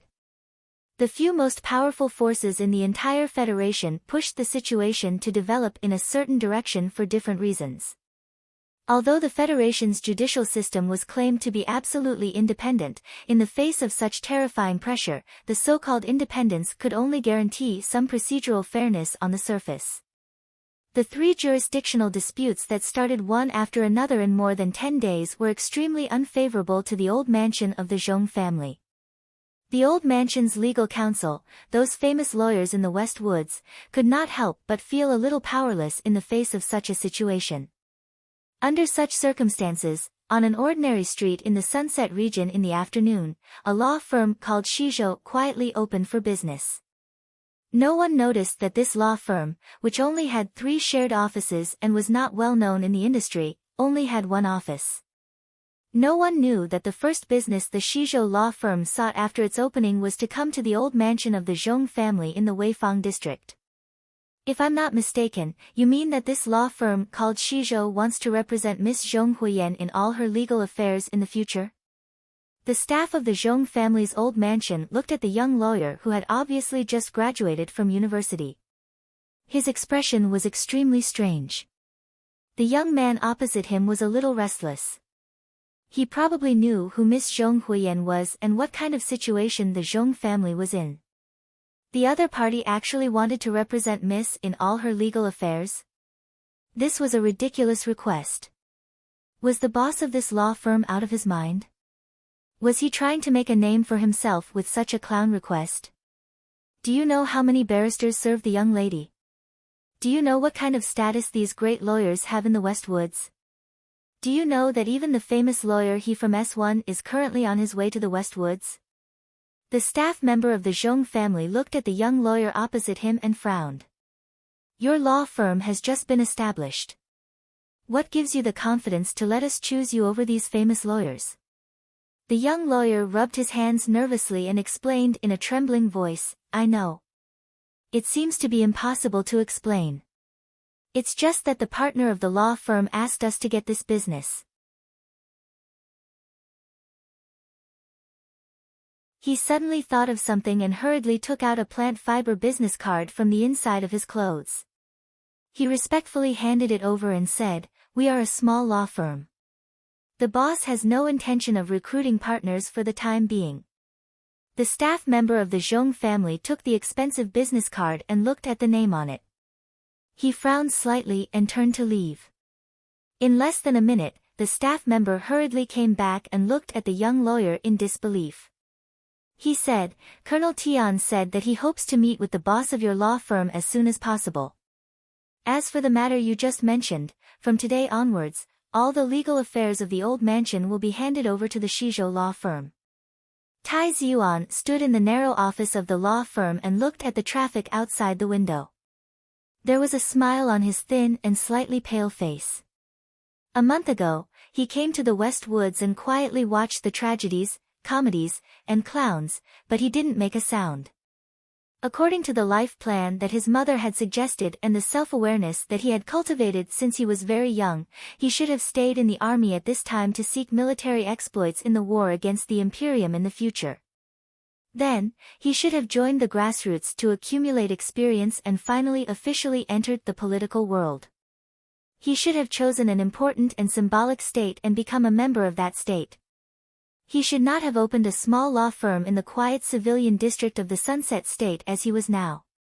He didn't give up the first step of his life plan, to become the youngest president of the Federation in history. He just went against his mother's wishes and chose another path that might be more difficult to take. He admitted that he was indeed influenced by the life experience of the president to become a successful lawyer and then enter the political world. In order to become a successful lawyer, one would need to fight a significant lawsuit. Throughout the entire Federation, was there any lawsuit that was more important than the lawsuit of the Silin Zhong family in the past few decades? Winning or losing this case didn't depend on the case. The sudden appearance of the Shizhou law firm was undoubtedly a strong warning to the Federation government, to the other forces of the Zhong family, and to the other families. Because it seemed to represent the attitude of Macho Back Mountain. In fact, this was the first time that Tai Ziyuan was independent of Macho Back Mountain and made his voice heard to the entire Federation. He completely went against the decision of his mother. Tai Ziyuan looked out of the window and smiled but didn't say anything. Perhaps no one in the universe could defeat his mother, but he wasn't worried about anything. He was the only son in the family for 7 generations. His mother couldn't watch him waste his life out of anger. In this battle between mother and son, the son would always win. Of course, in order to gain the understanding of his mother and the full support of his family, he also made a great compromise. The date of the engagement was finally set for the autumn of the year after next year. He was still the clear-headed, calm, and naturally proud prince, but he suddenly changed his life plan and made such an important decision. Even he himself didn't know if it was some kind of inexplicable sense of responsibility that emerged from the depths of his heart, some kind of desire to complete what he wanted to do for his dead friend, or just he wanted to experience the feeling of living like that guy. Tai Ziyuan looked up at the sky and sighed softly. He said softly in his heart, "You finally became a damned hero.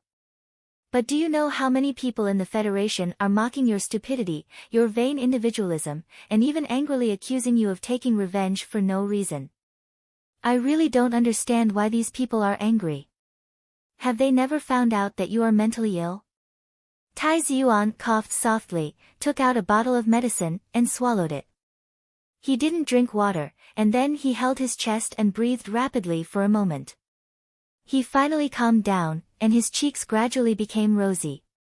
In fact, all these years, he hadn't been very close to that guy.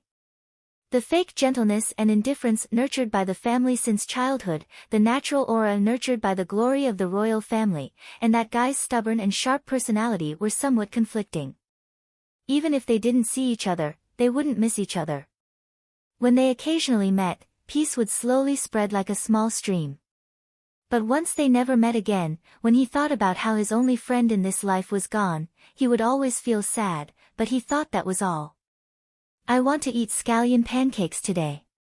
Tai Ziyuan turned around and said to butler Jean, who was standing respectfully at the door of the office.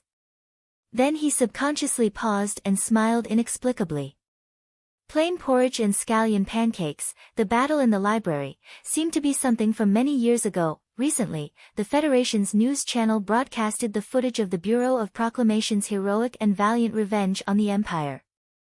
The value of the Federation's war heroes should be maximized even after death. The funerals of Commander Zhong and his wife were held, as were the funerals of the soldiers who died on the ancient bell. However, Su Li's funeral was not mentioned due to the strong opposition of some people. The tentacles of the glory of the charter that passed through the space channel could no longer find Su Li's chip pulse, and determined that this person was dead. However, many people in the Federation were still waiting hopelessly for some kind of miracle to happen. But if miracles happened too many times, it couldn't be called a miracle. Different seasons passed on different planets, but there was still no news from the other side. In order to prepare for the grand space war that was about to begin, the Federation was making careful and intense preparations. Under such circumstances, under the strong pressure of the fanatical collective consciousness of the Federation people, many disputes were temporarily suppressed. Fatty Tian, Mad Manly, and the Crown Prince of the Tai family who were in the West Woods had to make all kinds of compromises. An atmosphere of harmony and sacrifice shrouded countless galaxies. At this moment, it was easy for some people to easily think of a certain person who seemed to never know how to compromise and didn't know how to look at the big picture. On the shore of Lake Feicheng, Jian Shuier, whose black hair cascaded down her shoulders like a waterfall, stood quietly in the morning light behind the old man who was standing in the morning light. After a long silence, she slightly raised her beautiful face, and with a trace of aura that was unknown whether it was inherited from her father or her birth mother, she said seriously, "I know why the Federal Fleet rejected my application, and I can also guess why you are so serious about preventing me from even having a slight chance to enter the Empire. It must be related to my background. There are many things that I don't understand about the military operation on Planet 5460. Su Lu promised me to investigate it, so I didn't ask you. But now that he is dead, I think I should have the ability to ask directly like he did." Li Pifu, the god of war of the Federation, blinked his turbid eyes and looked up at the towering mountain on the other side of the lake. A meaningful smile appeared on his wrinkled face, as if he was somewhat gratified by the girl's courage to ask questions. However, he did not answer the question in the end.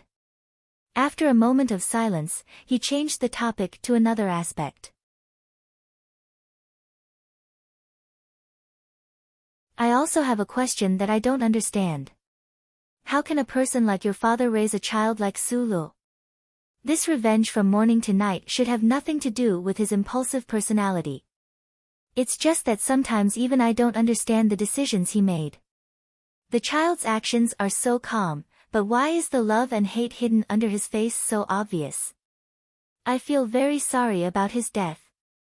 Li Pifu's face was calm as he said slowly in a serious tone, "I thought that in the years before my death, I would be able to watch him grow in a way that no one could have imagined, but I did not expect that he would die in front of me. However..." The old man quietly looked at Jian Shuier, whose face was slightly pale, and said, "All the people of the Federation who enter the Empire will undoubtedly die, but not him. Of course, it's just not necessarily." An asteroid shining with a metallic luster was suspended in the universe. This was the most important forward base of the Federation's star field front line. It gathered the painstaking efforts of several generations of engineers of the Nutshell Company and consumed an astonishingly huge budget of the Federation government. At this moment, it was officially put into use. With this large information node as the hub, it connected all the information nodes in this spacious star field to the other end of the space channel, providing a strong support for the Federation's attack on the Empire. The 1st Regiment of the new 17th Division had been stationed in this giant space base for 3 months. Da Vinci, whose face was covered in grease, climbed out of the twisted tube of the W-type engine. He spat a mouthful of black saliva on the ground, took a cigarette box from his comrade, and lit it up. Then, he began to seriously compare the technical manual to see if he had missed anything during the previous maintenance. Ever since that day when they were trapped in the escape capsule and helplessly watched the three-winged spaceship leave, the members of Group 7 had become much quieter than before. Even though they were now disbanded and returned to their respective combat units, they were still silent, but they trained even more seriously. Although the men on the battlefield had long been used to parting with life and death, this time felt a little different. Although that guy did not speak much and was even somewhat inconspicuous, it was still a little strange to not have such a leader who would charge at the front and retreat at the back. Da Vinci suddenly saw Bai Yulan's figure from the corner of his eyes. He immediately stood up and gave a standard military salute, then respectfully took out a cigarette and handed it over. Bai Yulan shook his head, and the black hair in front of his forehead suddenly swayed. His voice was a little cold. I quit smoking. For this outstanding military assassin, quitting smoking and relapsing had a kind of self-hypnotizing symbolic meaning. Since that guy had died irresponsibly, the number 37 brand cigarettes seemed to have become tasteless. Bai Yulan did not turn his head as he spoke. His left foot habitually retracted back as usual, and his head was slightly lowered. Under the cover of his black hair, his eyes were as sharp as knives as he stared at a certain spot. Over there, Shang Qiu was leading the staff of the Nutshell Engineering Department to carry out a complicated data calculation. This beautiful genius female engineer did not seem to have changed much from before. Her expression was calm, but her cheeks were a little thinner, which made her look even more delicate. These days, Shang Qiu was working non-stop. Other than that, there was nothing else. Under the long stone steps of Parliament Hill, the vice-chairman of the Green Dragon Mountain Committee, who had just finished a press conference and expressed his full support for the government's invasion of the empire, hurriedly left under the protection of the Special Task Force agents of the Federation. Zhang Xiaomeng, who was preparing to leave, was heavily surrounded by reporters. Madam Zhang Xiaomeng, do you have any thoughts on the unfortunate death of Lieutenant Colonel Su Lu? He's only missing. Zhang Xiaomeng paused for a moment, then calmly corrected them. The Federation is still unable to confirm his whereabouts. As for myself, I quite admire Lieutenant Colonel Su Li's heroic actions. As for the reflection of some people in the Federation on the so-called heroism, I think it's rather rude and retarded. It was rare to see this beautiful spokesperson of the Green Dragon Mountain, and it was rare to hear her positive comments. Naturally, the reporters were overjoyed, and countless questions flooded in. However, after Zhang Xiaomeng's simple but direct comments, she didn't answer any more questions and walked into her office on Parliament Hill. The door to the office was tightly shut. Zhang Xiaomeng sat quietly in the large chair. Her black-rimmed glasses were placed on the table. For a long time, she did not make a single sound or movement. Her body gradually loosened up, like a person who had worked hard for many days. Suddenly, she could no longer suppress the deep sense of fatigue in the depths of her body. This boring and hypocritical woman. In the Linyuan suburb of the capital special district, a young man and a young woman sat across the table from each other.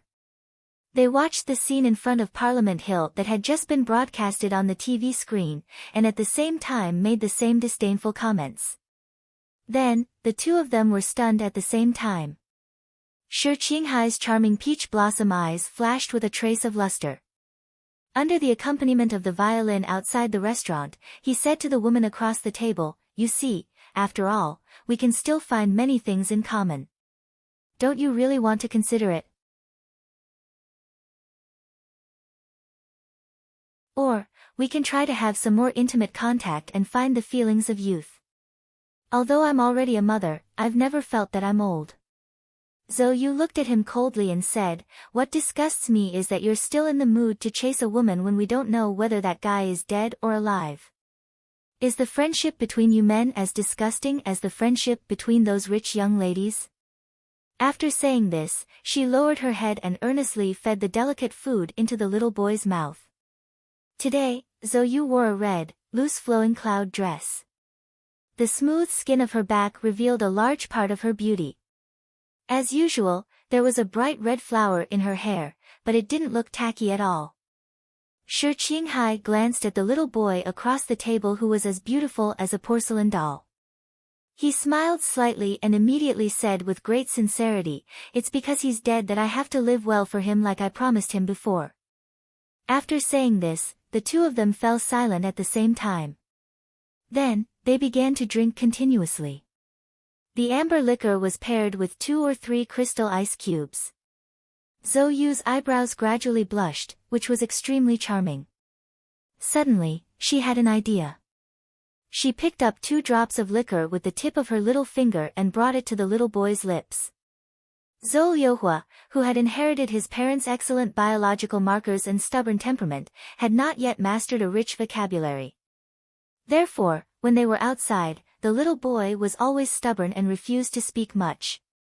He curiously looked at the tip of his mother's finger that was brought to his lips and carefully stuck out his tongue to lick it. Zhou Yu felt a little ticklish, but her heart was filled with warmth. She smiled happily as she thought of the time when she was drunk in the nightclub. She used her cold appearance to hide her loneliness and unwillingness. Once again, she confirmed that giving birth to this little boy was the best thing she had done in her life. "You, what are you doing?" Shi Qinghai reprimanded somewhat angrily. "Zhou Yu didn't pay attention to him at all. She just kept teasing her cute son who was frowning because of the spiciness, but refused to cry." Shi Qinghai couldn't help but feel a little bored. He said self-deprecatingly, "That's right. We are the sons of 2 drunkards. In the future, we will be drunkards too.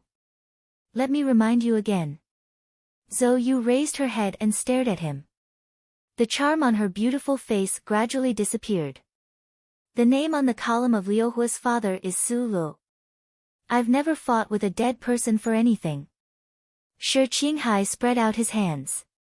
Suddenly, he said in a low voice, "But if this guy is still alive, fighting with him might be fun." The two of them fell silent again. Shi Qinghai thought for a long time and finally said, "I am a professional skeptic. From the beginning of the Macklin project until now, when the ancient bell was attacked, I feel that there is still a big problem. Brother Jiao. Secretary Jiao's suicide is indeed very suspicious. You better check the files. I will provide you with what I can." Zhou Yu didn't hesitate and replied, "But I believe that my father has nothing to do with this matter. And I have to remind you that the Bureau of Proclamation has already stopped the investigation. This matter may be more complicated than you think. We have to check eventually. It's just that in the past, there were 2 of us. Now that that guy is dead, I am the only one left. But I believe that if he could still speak, he would definitely shout, 'Continue the investigation. Continue the investigation.'" Mr. Shi smiled and said, "That would really make him look like an idiot. But we can't let that idiot die in vain, right?" After hearing the word "die" so many times, Zhou Yu finally couldn't suppress her depressed mood anymore. She put down the wine glass and stared into Shi Qinghai's eyes.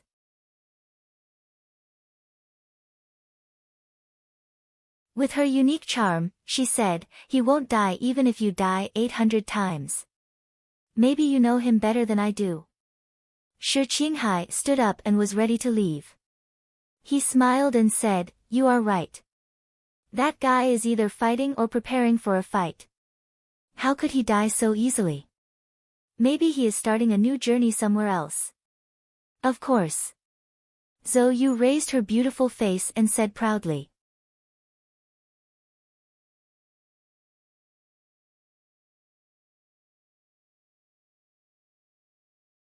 Chapter 584. In the boundless and vast universe, it was hard to find a word to describe the stars that shone eternally in the farthest reaches of the universe. There was a nebula that had just condensed and extended its first spiral arm. There was an ancient galaxy of unknown age hanging like a silver belt. The deep red and white coldness looked at each other from countless light years away in the dark background.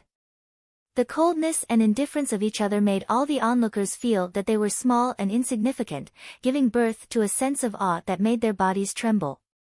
The staff on the red rose were already somewhat numb to the scenery outside the transparent dome. After years of working on various spaceships and the long and boring journey, they did not have the extra interest and energy to look at the starry sky outside the transparent dome. No matter how beautiful something was, it could not withstand the wear and tear of time and immutability. When they first met the girl who was like their first love, she was so beautiful that it was soul-stirring. After looking at her for a long time, she gradually became as boring as an old wife. In comparison, the interior of this extremely luxurious spaceship was still able to shock the people who had just joined the team after passing the review. Especially the blue artificial lake, it was even more unbelievable. The spaceships of the Empire had always been designed with the best performance and the least amount of materials. Before seeing this lake with their own eyes, who would have thought that a spaceship would be so extravagant and even crazy to accommodate an artificial lake? Faint starlight sprinkled down from the glass dome, accompanied by additional light inside the spaceship. It passed through the spacious and huge space and mixed with the metallic luster of the tall cabin walls.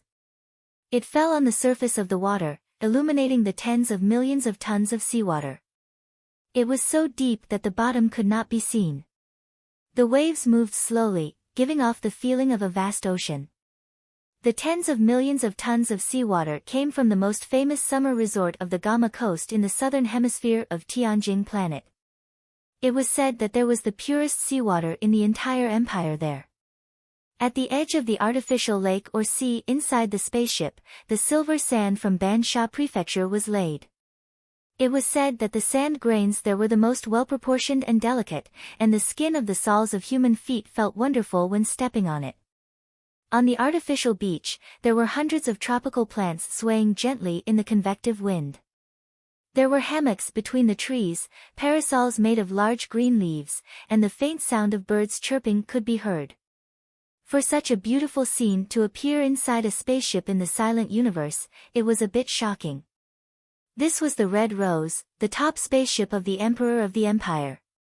But no one knew why it appeared in the border star field far away from Tianjin planet.in, the deepest part of the sea, where the pressure of tens of millions of tons of seawater was the most concentrated. It was deathly silent.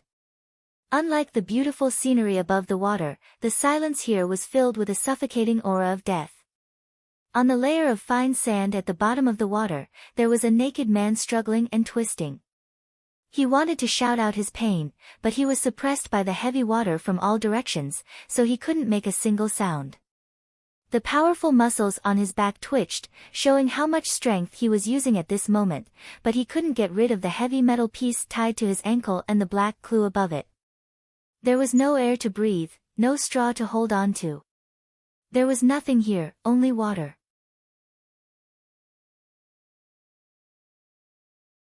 The deep blue, cold seawater that pierced the skin like needles, the seawater that was everywhere, the seawater that was originally gentle but gradually became as heavy as lead, emitting a fishy smell of death. There was also no sound. The man in the depths of the water struggled as if he was crazy, and the water he stirred up couldn't be seen in most of the water. It was like watching life and death through a window, but it clearly conveyed the despair and pain of suffocation that person was in.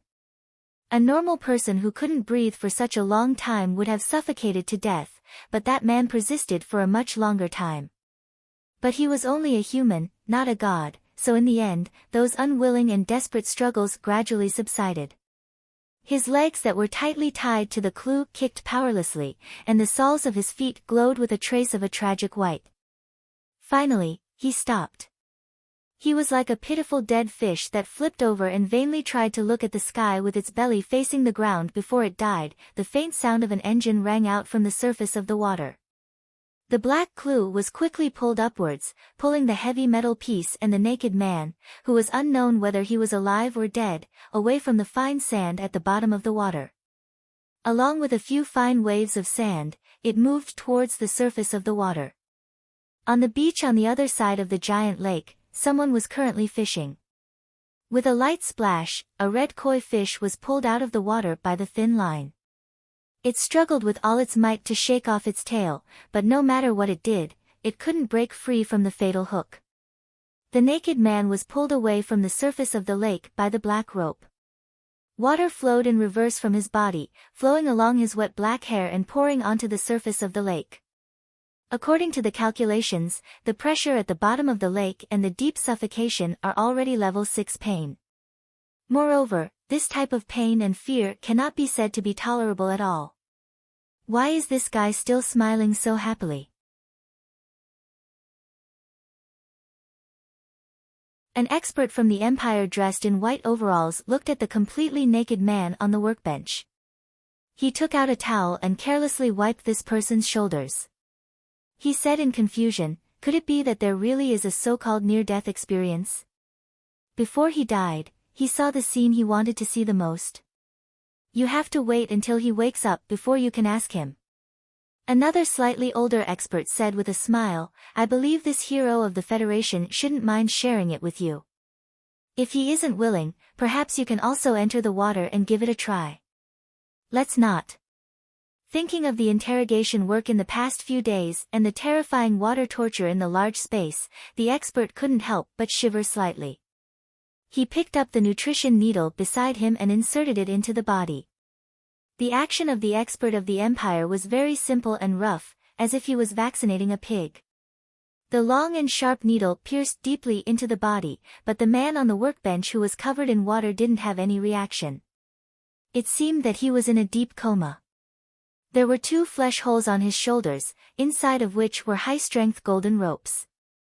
The wounds had already formed scabs, and they had peeled off after being soaked in cold water, revealing the tender flesh, which looked extremely horrifying.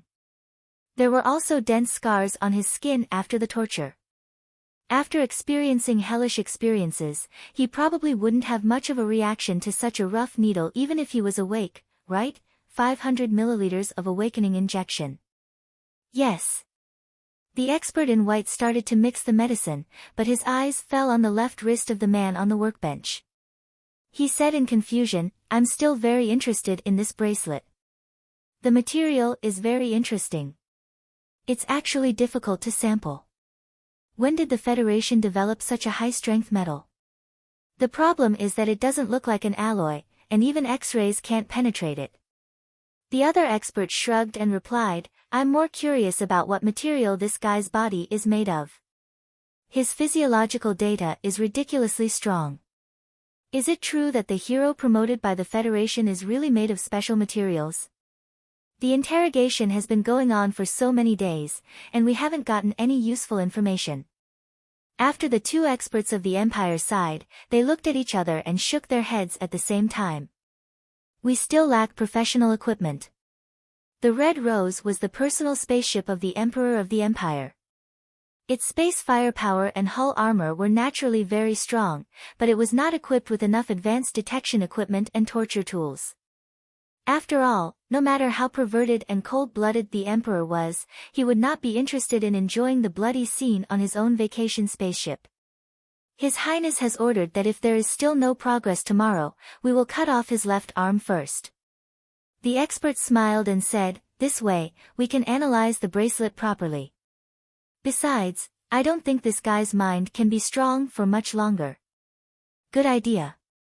I've made this suggestion a long time ago.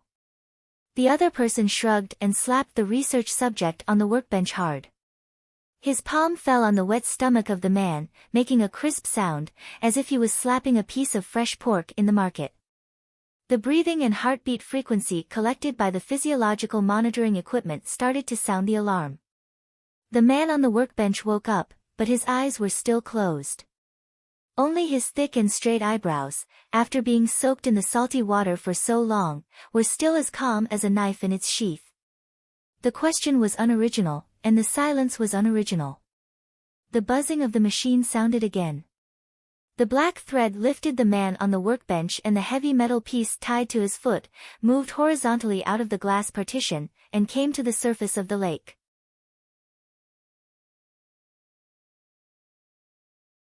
Then it suddenly released, stirring up a cluster of waves, and sank again. That it was getting deeper and deeper. He slowly opened his eyes.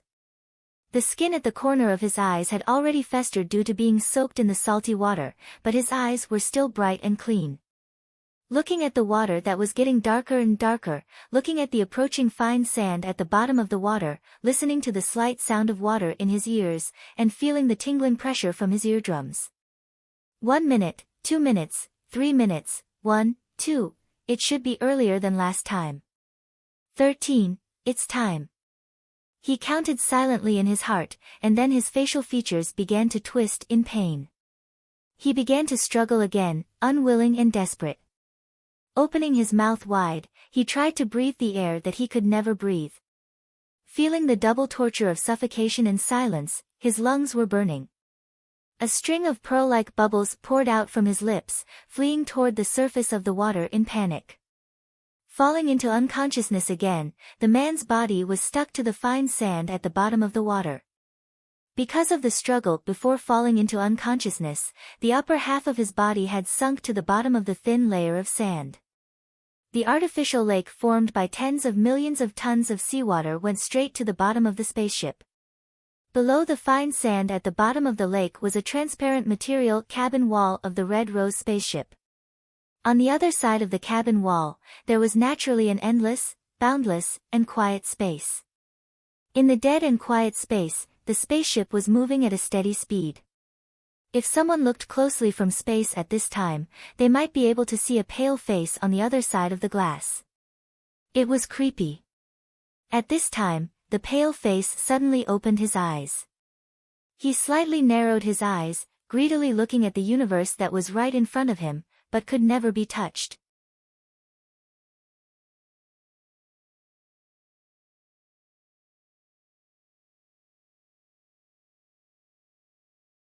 Chapter 585.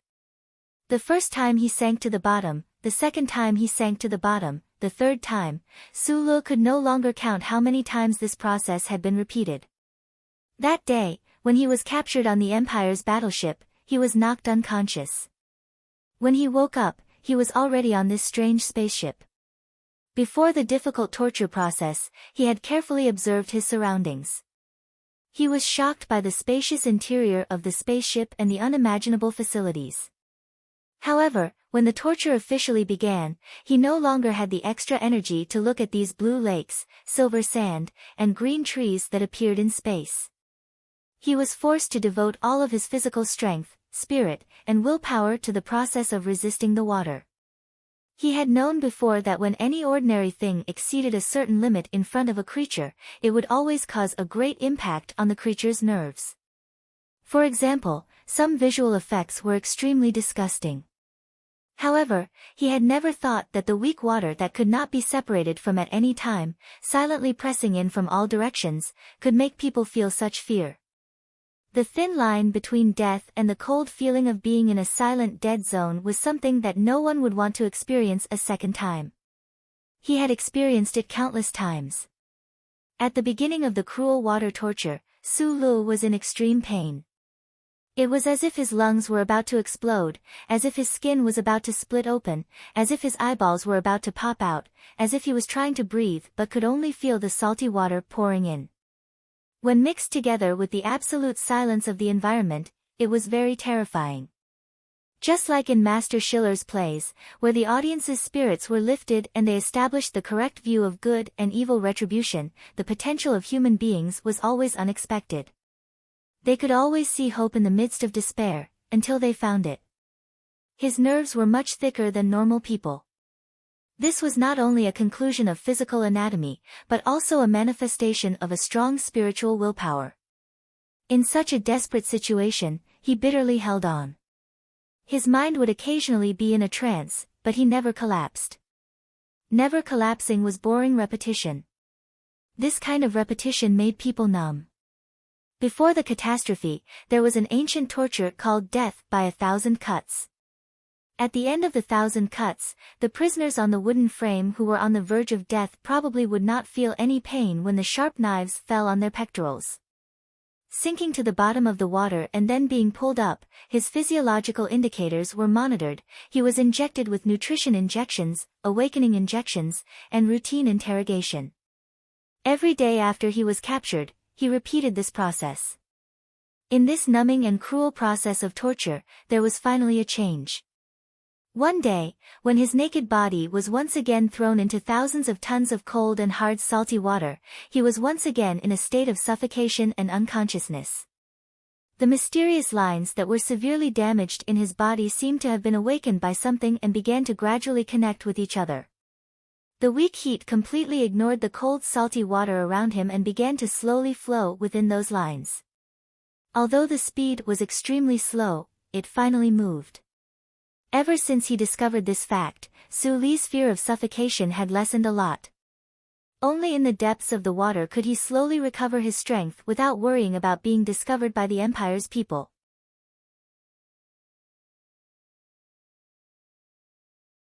When the mysterious power in his body gradually recovered to a third, he even looked forward to falling into the water more than 10 times a day, because the bottom of the water was not only death, but also hope.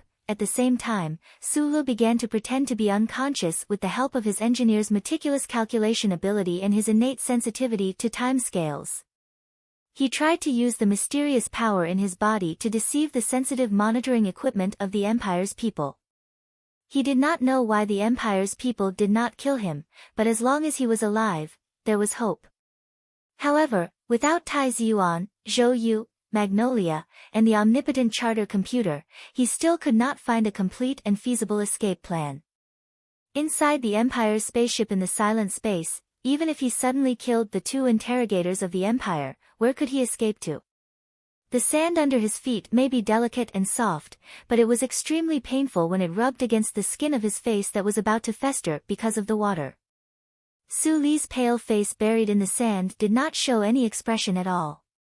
He just narrowed his eyes and looked greedily and sadly at the vast and endless black space outside the transparent cabin wall. Inside this extremely luxurious giant spaceship, there were all kinds of monitoring equipment, but the designer did not think of monitoring the cabin wall from the perspective of space outside the spaceship.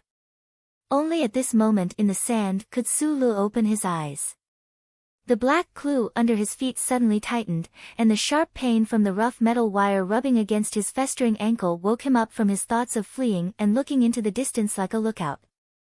He immediately closed his eyes and relaxed his entire body, allowing the black clue behind him to pull him and the heavy metal block to quickly rush to the surface of the water. Floating at high speed, the cold salty water was like an inverted waterfall that kept washing his naked body full of wounds. The pain was so painful that it penetrated his bones. He still closed his eyes and said silently in his heart, "Fight." He had once tried to learn the Empire's language when he was in Group 7's camp in Sunset Province. However, there were too many dialects in the Empire.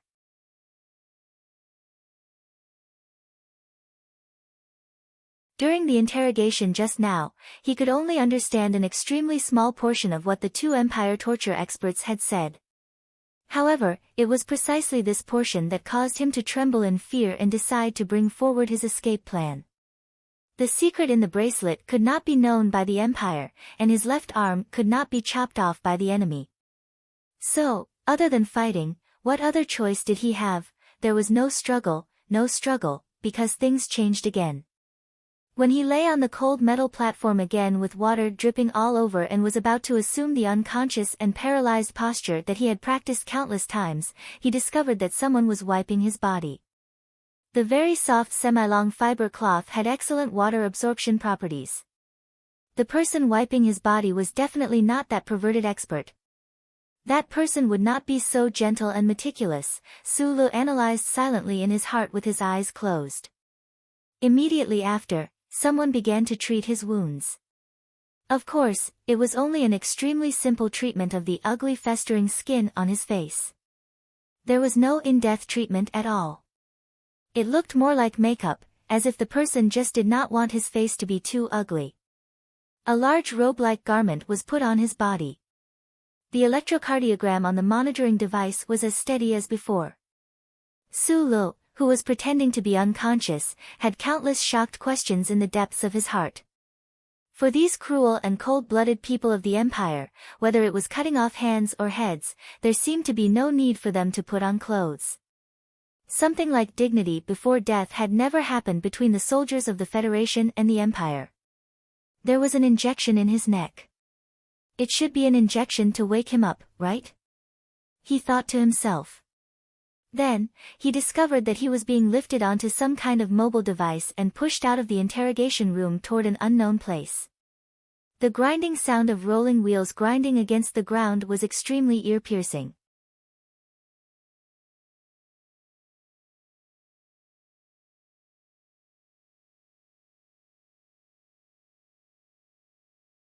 Chapter 586. In the quiet room, Sulu closed his eyes and pretended to be unconscious. He tried to figure out which part of the spaceship he was in, but it was all in vain.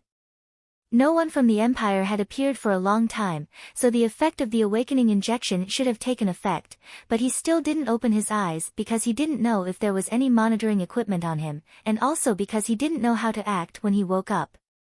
But at this time, the disguise had become a disguise that everyone knew. Soft and steady footsteps sounded, and someone walked to his bedside. Feeling a warm finger pressing on his wrist, Sulu became vigilant. The relaxed muscles on his body slowly gathered strength, but the double fiber cells of his muscles were still in a relaxed state.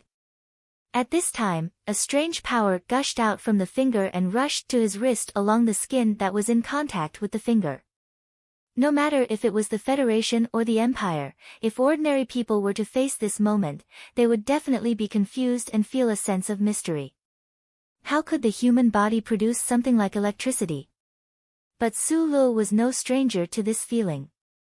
Many years ago, after practicing the 10 postures with the uncle, this similar power cycled back and forth in his body. It was just that the burning power in his body was gentle, and once it burst out, it was like a knife. But at this time, the power that was gushing out from the finger of the person beside his bed was violent and tyrannical to the extreme. After entering his wrist, it began to invade his surroundings. Suli's willpower was extremely strong, and his ability to withstand pain was abnormally strong, but in the face of this power, he couldn't help but groan in pain. The power spat out by the finger on his wrist suddenly exploded. It was as if it had turned into countless scalding hot knives, wantonly cutting the mysterious power channels in his body. A kind of bloody feeling in his mind, a kind of unbearable feeling of the tender flesh inside his body being torn apart, made the hair on his arms stand on end. If this power was allowed to invade and cut, perhaps the mysterious lines that he had been practicing for many years, but didn't know the reason why, would break inch by inch in the next moment. Sulu didn't have much knowledge in this area, but that kind of hair-raising sense of crisis made him subconsciously urge the muscles beside his vertebrae to twitch abruptly. A scorching power suddenly burst out and passed through his body at high speed, along his arm all the way to his wrist, colliding with the power of the finger that had pierced into his body. The scorching torrent that had been accumulating for many days was only a trickle when it started from the back of his waist. However, when it reached his arm, it was already a vast river. When it reached his wrist, his power had turned into a giant beast formed from the icy cold seawater. It roared, and bit down fiercely. The room was still quiet, but there was a gust of wind. The bed sheets were swept up with a whistling sound and shattered into pieces. However, on the extremely small area of skin between the finger and the wrist, a scorched black color suddenly appeared, as if a tiny star was being reborn there. That terrifying finger was bounced a few centimeters away from the power of the collision. The owner of the finger let out a light hum, revealing a hint of surprise that he had long expected to suddenly encounter this situation. However, that finger pressed down even faster. The wrist, the middle of the forearm, the elbow, the upper arm, the armpit, the chin, and all the way to the head.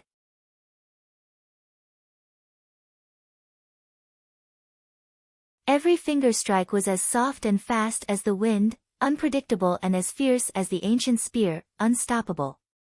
Suli's body was unable to react effectively in the face of the high-speed finger attacks that were as dense as raindrops, as well as the terrifying power that was spat out between the fingers.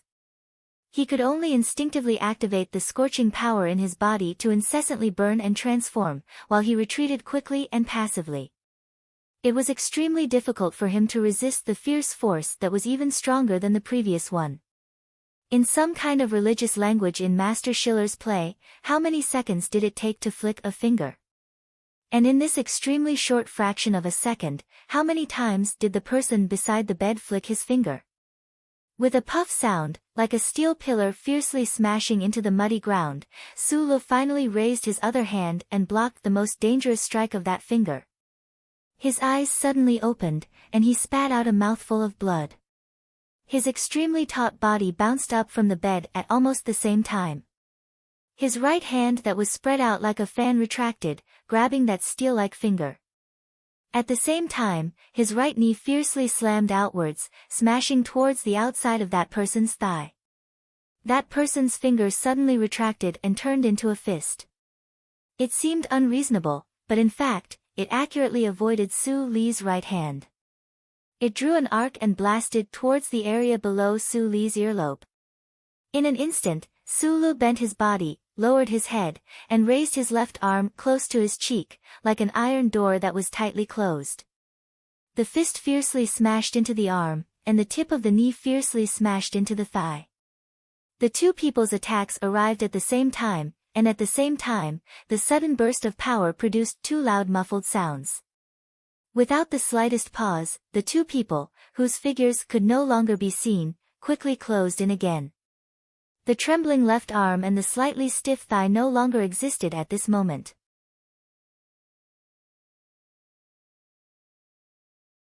What existed was a ruthless straight finger strike, a clean choke snap of the hand, a simple and clear stagger of the crotch, a sharp and sinister bending of the joint technique, and even more so, a pair of fists that were incomparably fast and fierce.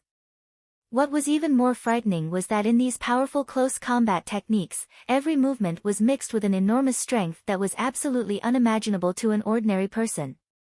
The two figures dodging at high speeds caused the air in the room to vibrate and whistle, followed closely by an ear-piercing tearing and shattering sound. The sturdy bed was shattered into pieces by the overflowing power, and the bedsheets and torn clothes were swept up by the strong wind. In the midst of the mess, a figure flew out in a dispirited manner. Su Lu fell heavily onto the hard ground. He immediately turned around and used his right hand to support his body, but was ultimately unable to stand up. He confirmed that his sternum was somewhat dislocated, and more likely, it was fractured. What made him feel even colder was that the scorching power that had been accumulating in his body for a long time was actually showing signs of dissipating. His slightly squinted eyes appeared slightly dim, but there was no despair, only unwillingness and stubbornness. He fiercely stared at the young imperial soldier not far in front of him, and somewhat strangely cracked a smile. The blood that seeped out of his gums and his mouth full of white teeth made his smile appear to be filled with an uncoordinated bitterness. His opponent was a young imperial soldier. He had a thin figure, and his skin was neither bronze black nor noble white. It was just a yellowish-brown in between. Just like the feeling he gave off, he was extremely ordinary. If he were to be thrown into the crowd of people on Tianjing planet, there would definitely be no one who would discover his abnormality. However, to Su Lu, who had fought with this person twice, no, 3 times, this young imperial soldier was definitely not simple.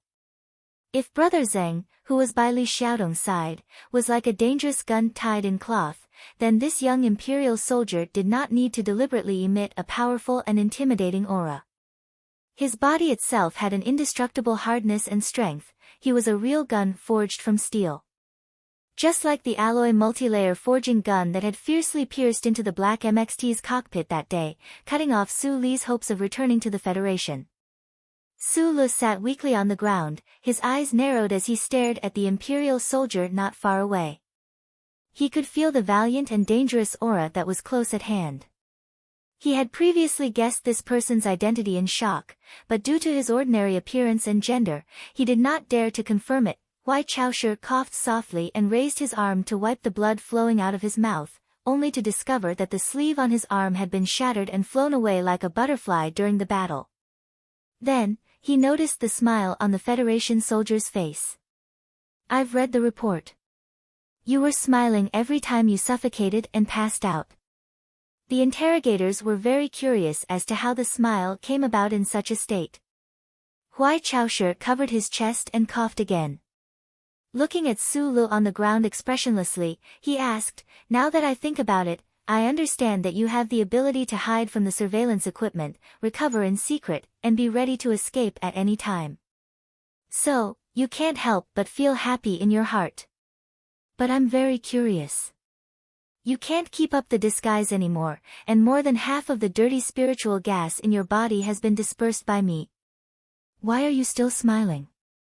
Sulu moved his body with difficulty and leaned against the wall.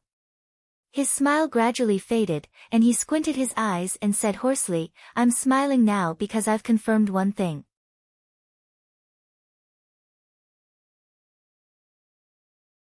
The reason why I lost to you on the warship that day was because I was seriously injured. If my body was intact, I should have had a chance to defeat you." The 2 bloody holes on his shoulders were bleeding non-stop. New flesh split open. It was a horrible sight. Huai Chaoshu turned a blind eye to it. After a moment, he said, "You assassinated Keaton first. The mecha was damaged too much, the cockpit was destroyed, and your body was wounded. Your close combat ability was greatly reduced. But after 2 battles, I'm sure that even if you were intact, you would still be no match for me. You won't know until you fight me." Sulu spat a mouthful of bloody saliva to the side and replied straightforwardly. A trace of mockery flashed across Huai Caoshu's usually expressionless face. He said, "I allow the loser to carry out a mental battle. I only hope that you can hide the trace of fear in your eyes better." The road to death was in front of him. A powerful and young opponent was in front of him. As a soldier of the Federation, Sulu had to put up a brave front. However, after enduring the torture of millions of tons of water for so many days, after enduring for so long, because of such an unreasonable enemy, the sudden change of events, everything went up in smoke. His mood was sinking into despair, and his unwillingness was rising. Sulu raised his head, squinted his eyes, and said hoarsely, "I admit that I am indeed frightened by your great strength, but you also seem to be somewhat afraid, or perhaps worried that I will recover my health. A little. You, a member of the Federation, seem to have the tenacious vitality of beetles." Huai Chaoshu said expressionlessly, "That is why I am thinking of a method to destroy that laughable desire to live of yours, or perhaps destroy the foundation of this desire. This body of yours is not bad." After saying this, he picked up a metal chair that could barely be considered intact in the room and walked in front of Sulu.